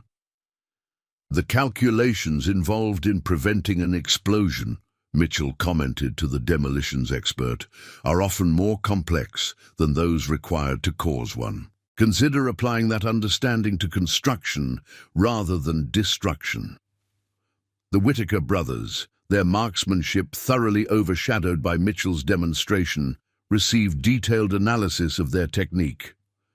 "Your fundamental skills are sound," he observed, "but you focus solely on speed and intimidation. Precision marksmanship requires understanding of environmental factors, mathematical principles, and most importantly, ethical consideration of each shot's purpose." Throughout Pine Valley, defenders emerged from their prepared positions, each having witnessed a masterclass in tactical restraint. The Green brothers descended from the mill, their rifles unfired, but their presence having contributed to the interlocking fields of fire that had contained the threat. The McPherson family returned from their strategic positions, having played their part in Mitchell's carefully orchestrated defense. Kane himself stood silent, his tactical expertise allowing him to fully appreciate the military precision he had encountered. The former cavalry officer recognized that he had faced not just superior skill, but a higher understanding of how such skill should be applied. His carefully constructed reputation for violence had been systematically dismantled by someone who understood that true strength lies in the choice not to harm when given every justification to do so. Michael Cross, gathering the disabled weapons under Mitchell's supervision, shared his military perspective with his companions. "What we witnessed here wasn't just marksmanship," the tracker explained. "We experienced a complete tactical philosophy. Every shot was calculated not just for accuracy, but for the psychological and ethical impact it would create." Dr. Wilson, completing his examination of Kane's men, confirmed the precision of Mitchell's work. "Each disabling shot was placed with surgical accuracy," he reported. "The same understanding of anatomy that makes a shot lethal was used here to demonstrate control while ensuring recovery. It's a level of precision I've only seen before in operating theaters, never on a battlefield."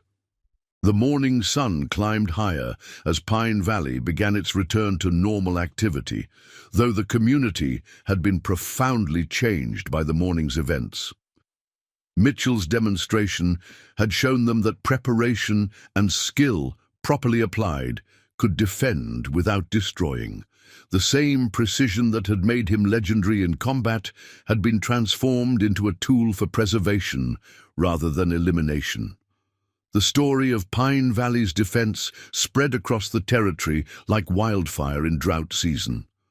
Sarah Kendrick's telegraph carried the first official accounts to neighboring communities, but it was the members of Kane's gang themselves who provided the most compelling testimonials. Their first-hand experience of Mitchell's precision and mercy transformed them from intimidators into unwitting messengers of a new approach to frontier justice. In the saloons of Helena, Michael Cross found himself repeatedly recounting the technical precision he had witnessed. He knew every distance, every wind variable, every possible angle of engagement, the tracker explained to skeptical audiences. But what made it extraordinary wasn't just the shooting, it was how he used that skill to demonstrate control without causing permanent harm. Every shot was a calculated lesson in both ballistics and ethics. The Whitaker brothers, their reputation for marksmanship now tempered by humility, spread their own version of events throughout Dakota Territory. "He could have eliminated any of us at any time," Thomas Whitaker admitted to fellow gunmen. "Instead, he chose to demonstrate why we shouldn't make him do so.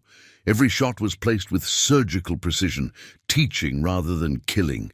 It was like watching someone turn combat into mathematics, then use those calculations for preservation instead of destruction." Railroad offices in St. Paul received detailed reports from their agents about the failure of Kane's operation. The clinical precision of Mitchell's defense, combined with his deliberate choice to avoid fatalities, created a new tactical consideration for their expansion plans. The same precision that had protected Pine Valley could potentially be employed by other communities facing similar pressure. Dr. Wilson found himself consulted by military officers interested in the medical aspects of Mitchell's demonstration. Each disabling shot showed perfect understanding of human anatomy, the surgeon explained to his colleagues. He deliberately chose points of impact that would demonstrate absolute control while ensuring complete recovery. It was as if he had transformed combat shooting into a form of preventive medicine.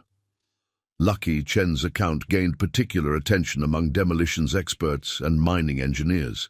His description of how Mitchell had neutralized explosives through precisely placed shots, demonstrating intimate knowledge of both ballistics and chemistry, sparked professional interest across several territories. The Chinese demolitions expert found himself explaining the technical aspects of shots that had rendered his expertise irrelevant without risking detonation. In law enforcement circles, Mitchell's approach generated intense discussion. Sheriffs and marshals throughout the territory debated the implications of his demonstration. The idea that superior skill could be used to prevent violence rather than perpetrate it offered a new paradigm for maintaining order in frontier communities. Several jurisdictions began incorporating aspects of Mitchell's tactical philosophy into their training procedures. Sarah Kendrick's trading post became a natural hub for sharing the story, as travelers and traders carried different versions of events to distant communities. She maintained careful records of how the tale evolved, noting how each retelling emphasized different aspects of Mitchell's demonstration.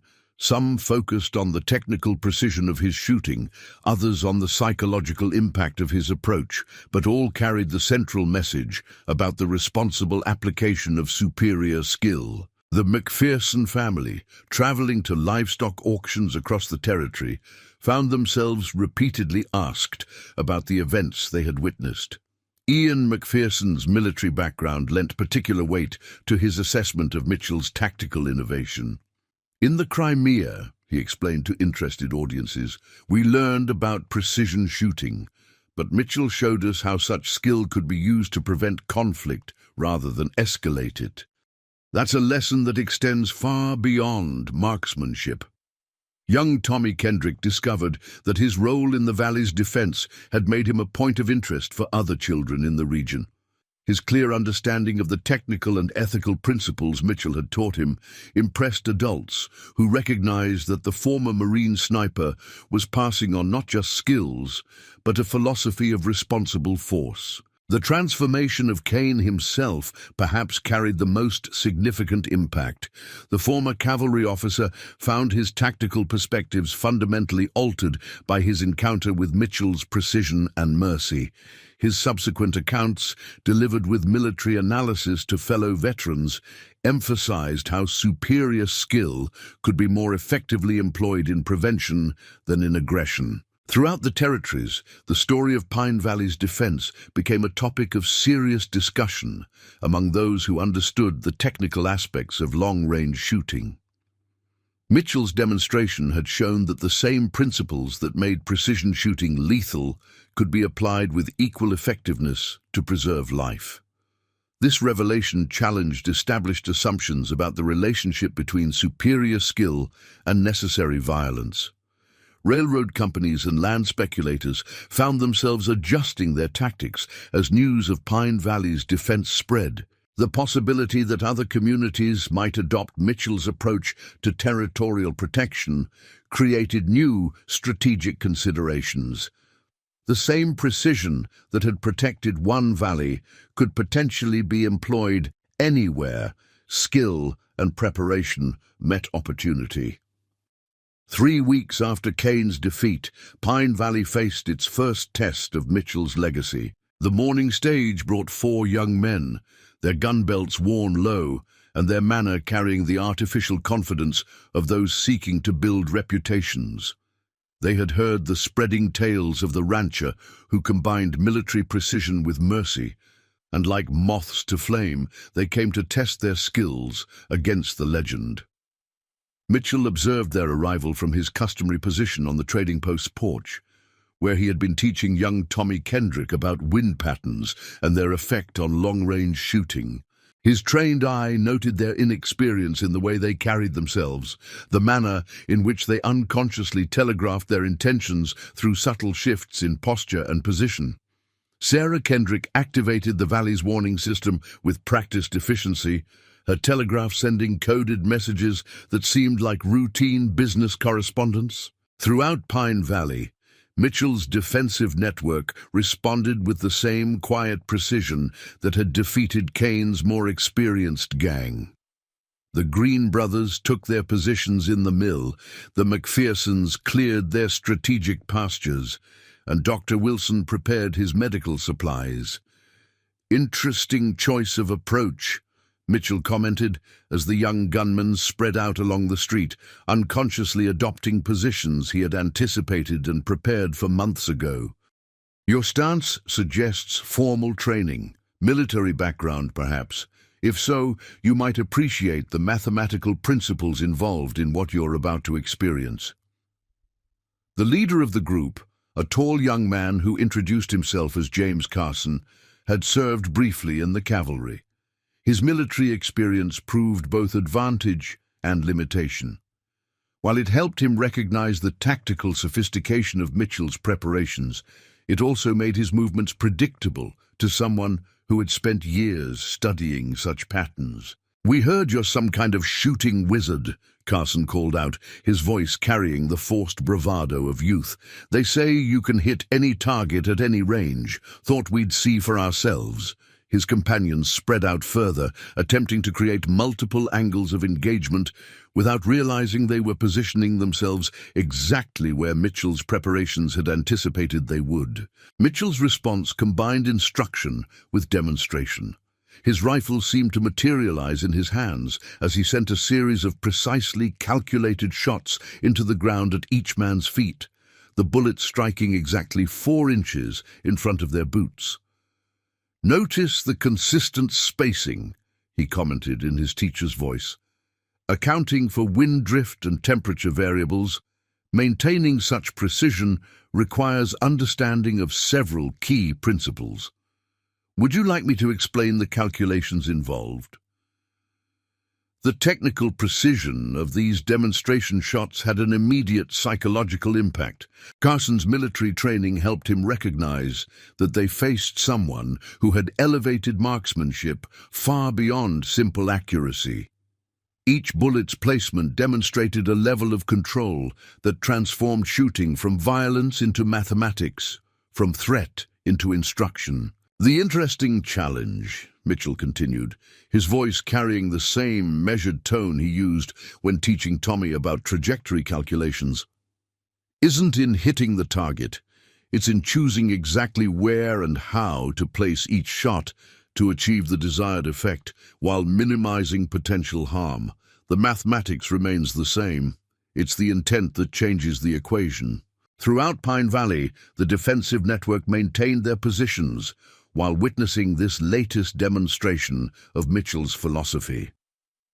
They had learned from the confrontation with Kane's gang that true strength lay not in the ability to take life, but in the wisdom to preserve it while demonstrating absolute control. Carson's companions found their confidence evaporating as Mitchell began a detailed critique of their tactical positioning.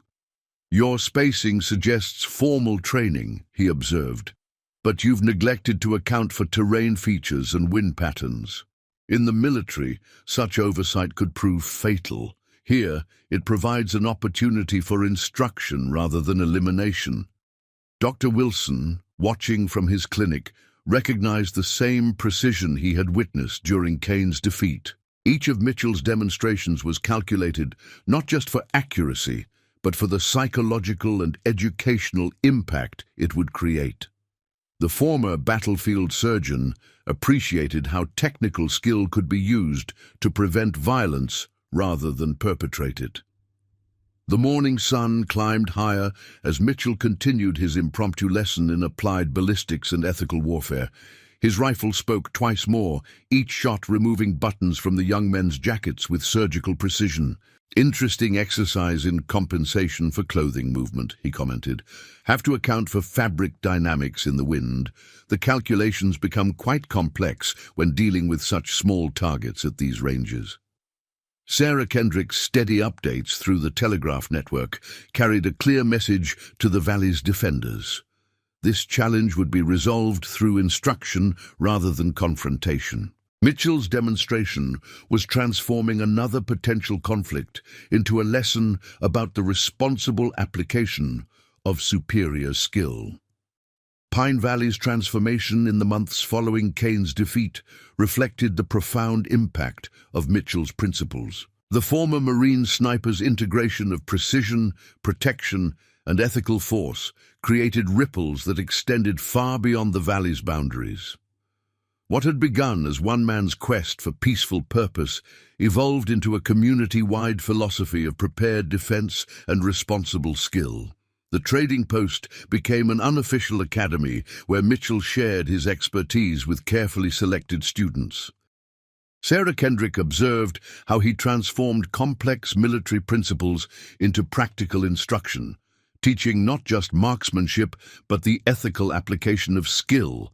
Each lesson combined technical precision with moral consideration, creating a new generation of protectors who understood that superior ability carried profound responsibility. Dr. Wilson's clinic evolved into a center for both medical care and tactical instruction. The former battlefield surgeon worked with Mitchell to develop training protocols that emphasized wound prevention over treatment. Their collaboration produced new approaches to defensive shooting that minimized the risk of serious injury while maintaining absolute tactical control. The doctor's expertise in anatomy, combined with Mitchell's ballistic precision, created techniques that could disable without destroying. Young Tommy Kendrick's education expanded beyond simple marksmanship into a comprehensive understanding of defensive theory. Mitchell's lessons now included advanced mathematics, weather analysis, and ethical decision-making. The boy's natural aptitude for calculation found purpose in understanding the complex variables that affected long-range shooting. More importantly, he learned when not to take a shot, even when capable of making it. The McPherson family integrated Mitchell's defensive principles into their ranching operations. Their pastoral techniques now incorporated tactical awareness, turning routine livestock management into opportunities for surveillance and security. Ian McPherson's military experience helped him appreciate how Mitchell's approach could transform daily activities into defensive advantages without disrupting their peaceful nature. The Green Brothers Mill became a model of protected industry, demonstrating how Mitchell's principles could secure commerce without projecting threat. Their operation showed neighboring communities that preparation and precision could deter aggression more effectively than obvious armament. The mill's success attracted other businesses to Pine Valley, each incorporating Mitchell's defensive philosophy into their designs. Law enforcement officials from surrounding territories began consulting Mitchell about non-lethal engagement techniques. His systematic approach to conflict resolution, emphasizing control and precision over force, offered a new paradigm for maintaining order. The Valley's defensive network served as a practical example of how prepared protection could prevent violence more effectively than reactive force. The Valley's church, under Reverend Matthews's guidance, became a center for discussing the moral implications of Mitchell's teachings. The former military chaplain helped community members understand how technical precision and ethical consideration could work together. His sermons often explored the responsibility that came with capability, reinforcing Mitchell's philosophy that skill should serve protection rather than power. Sarah's telegraph network expanded its role beyond simple communication. Under Mitchell's guidance, it evolved into a sophisticated system for coordinating defensive responses throughout the region. The coding systems he developed allowed communities to share tactical information while maintaining normal business operations, creating an invisible web of mutual protection. Martha Wu's contribution to the Valley's evolution proved particularly significant. Her understanding of Eastern philosophy helped Mitchell articulate the deeper principles underlying his approach. Together, they developed training methods that integrated physical skill with ethical awareness, creating a comprehensive system for developing responsible protectors. The Valley's children incorporated Mitchell's teachings into their daily activities. Games became exercises in observation and coordination, while their natural curiosity was channeled into understanding the scientific principles behind accurate shooting. More importantly, they learned to view skill as a tool for protection rather than a means of domination. Traders passing through Pine Valley carried stories of a community that had transformed military precision into a force for peace. They spoke of a place where superior skill served protection rather than intimidation, where preparation prevented conflict rather than provoked it. The Valley's growing prosperity demonstrated that security and commerce could reinforce each other when founded on ethical principles. Mitchell's influence extended to architectural decisions throughout the Valley. New construction incorporated defensive features so subtly that they appeared purely functional to untrained eyes. The integration of tactical consideration with practical design created structures that could shift from commerce to protection without obvious transition. The Valley's success attracted peaceful settlers who appreciated the combination of security and opportunity. Each new arrival was carefully evaluated and integrated into the defensive network, maintaining the balance between preparation and peace that Mitchell had established. The community grew stronger while remaining true to its protective rather than aggressive principles. 1 year after Kane's defeat, Pine Valley stood as testament to how precision and principle could transform a community. The morning sun cast long shadows across streets now bustling with commerce, illuminating a town that had become a model of Mitchell's philosophy that superior skill should serve protection rather than power. Mitchell observed these changes from his customary position on the trading post's porch, where he continued his daily lessons with an expanding group of students. His teachings had evolved beyond mere marksmanship into a comprehensive system of ethical defense.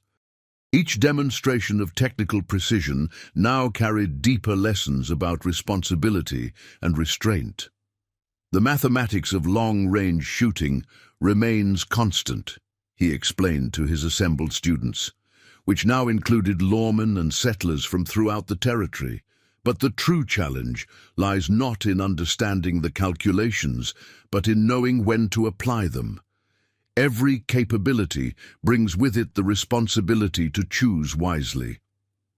Sarah Kendrick's trading post had become a center for this new approach to frontier defense. The reinforced walls and hidden gun ports that had once seemed excessive now represented a broader philosophy of prepared protection.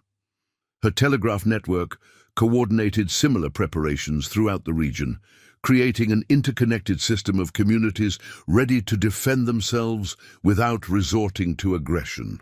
Dr. Wilson's practice exemplified the integration of Mitchell's principles into daily life. The former battlefield surgeon had helped develop protocols that emphasized prevention over response.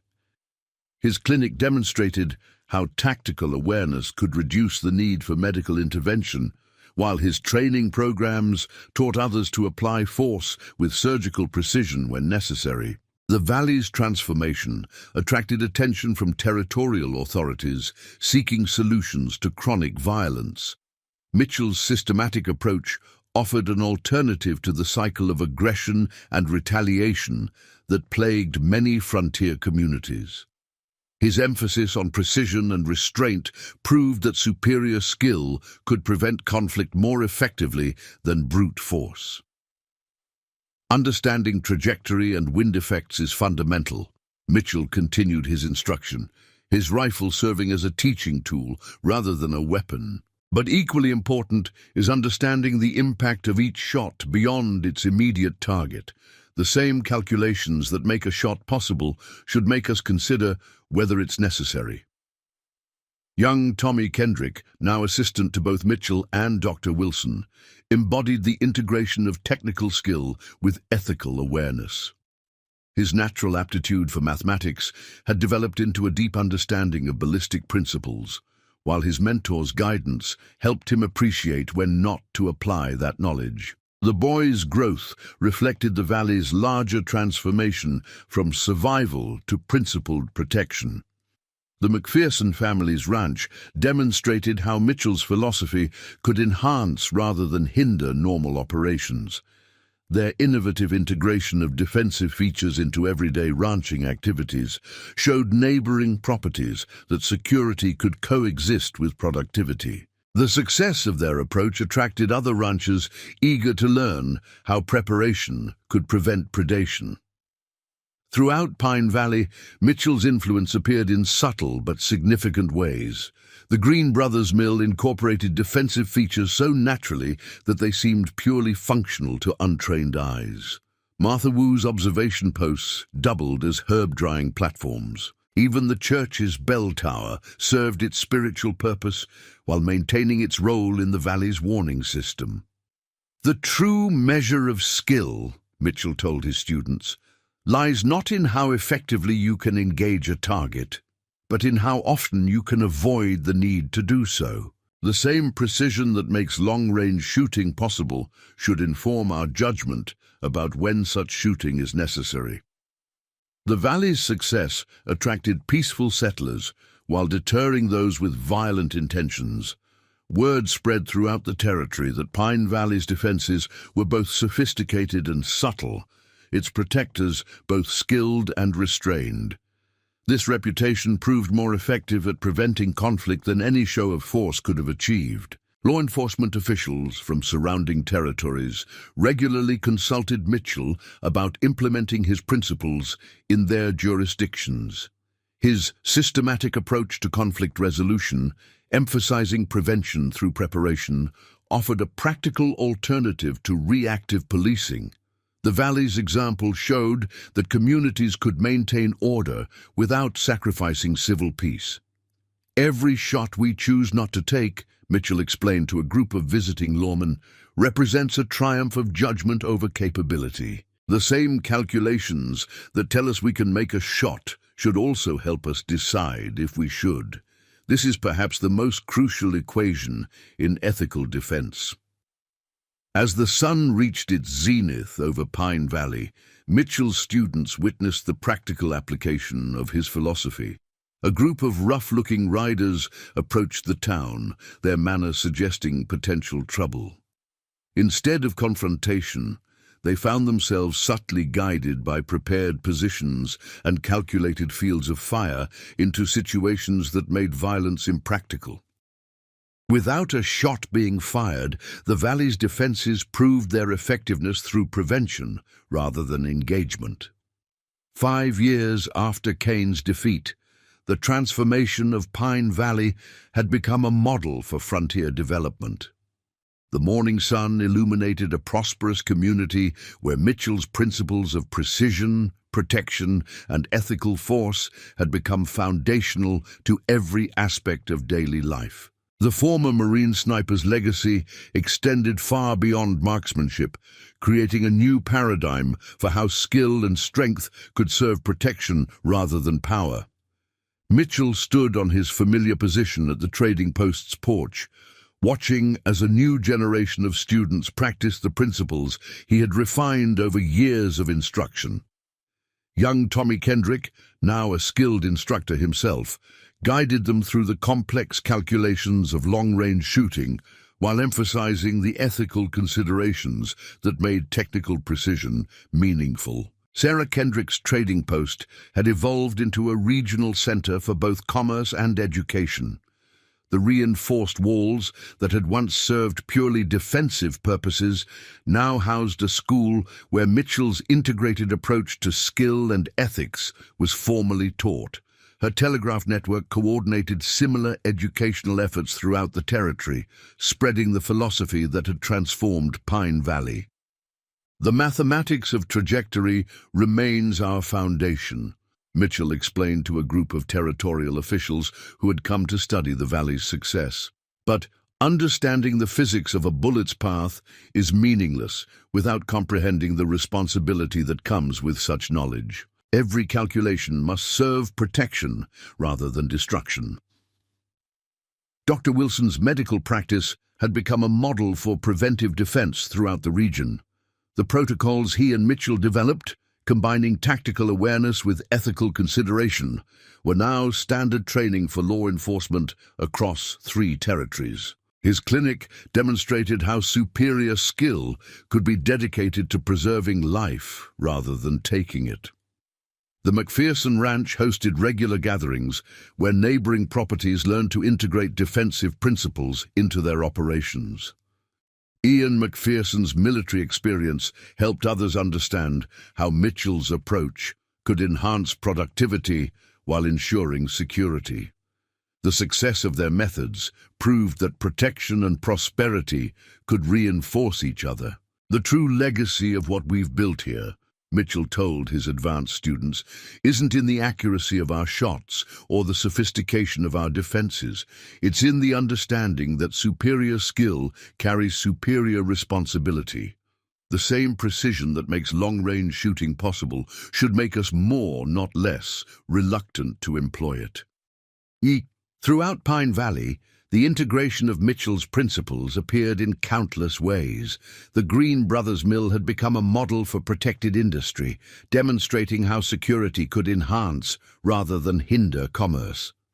Martha Wu's observation techniques were studied by law enforcement agencies seeking to prevent conflict rather than react to it.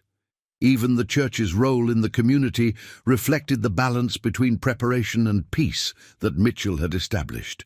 Young families settling in the valley found themselves naturally adopting Mitchell's philosophy. Children grew up understanding that skill should serve protection, that precision carried responsibility, and that true strength lay in preventing conflict rather than seeking it. The community's growth demonstrated how ethical principles could guide development without compromising security. Every shot we choose not to take, Mitchell reminded his students, represents a victory of wisdom over capability. The same calculations that tell us we can make a shot should help us decide if we should. This is perhaps our most enduring lesson, that the highest application of skill is in its restrained and ethical use. Sarah's telegraph continued to carry news of how Mitchell's influence spread throughout the territory. Communities that adopted his principles found themselves growing more prosperous and peaceful. The reputation of Pine Valley attracted those who sought to build rather than destroy, while deterring those who might have brought violence. The valley's success inspired broader changes in territorial law enforcement. Officers trained in Mitchell's methods reported fewer violent confrontations while maintaining more effective control. His emphasis on precision and restraint proved that superior skill, properly applied, could prevent more conflicts than force could resolve. As the sun cast long shadows across Pine Valley, Mitchell watched the next generation of protectors practicing their skills. Each student learned not just the mathematics of trajectory and the physics of ballistic flight, but the deeper principles that made such knowledge worthwhile. They understood that true mastery lay not in the ability to take life, but in the wisdom to preserve it. "The future of this valley," Mitchell told his assembled students, "depends not on how well you can shoot, but on how wisely you choose when not to. The same precision that made me effective in combat has proven more valuable in preventing conflict. This is the equation we must solve every day: how to use superior skill in service of peace rather than violence." The legend of the silent rancher had evolved from tales of martial prowess into a lasting legacy of ethical protection. Pine Valley stood as testament to the principle that true strength lay not in the exercise of power, but in the wisdom to use skill in service of preservation rather than destruction. Mitchell's greatest victory proved not to be in the shots he had taken during the war, but in the conflicts his teachings had prevented in times of peace. Up next, you've got two more standout stories right on your screen. If this one hit the mark, you won't want to pass these up. Just click and check them out. And don't forget to subscribe and turn on the notification bell so you don't miss any upload from us.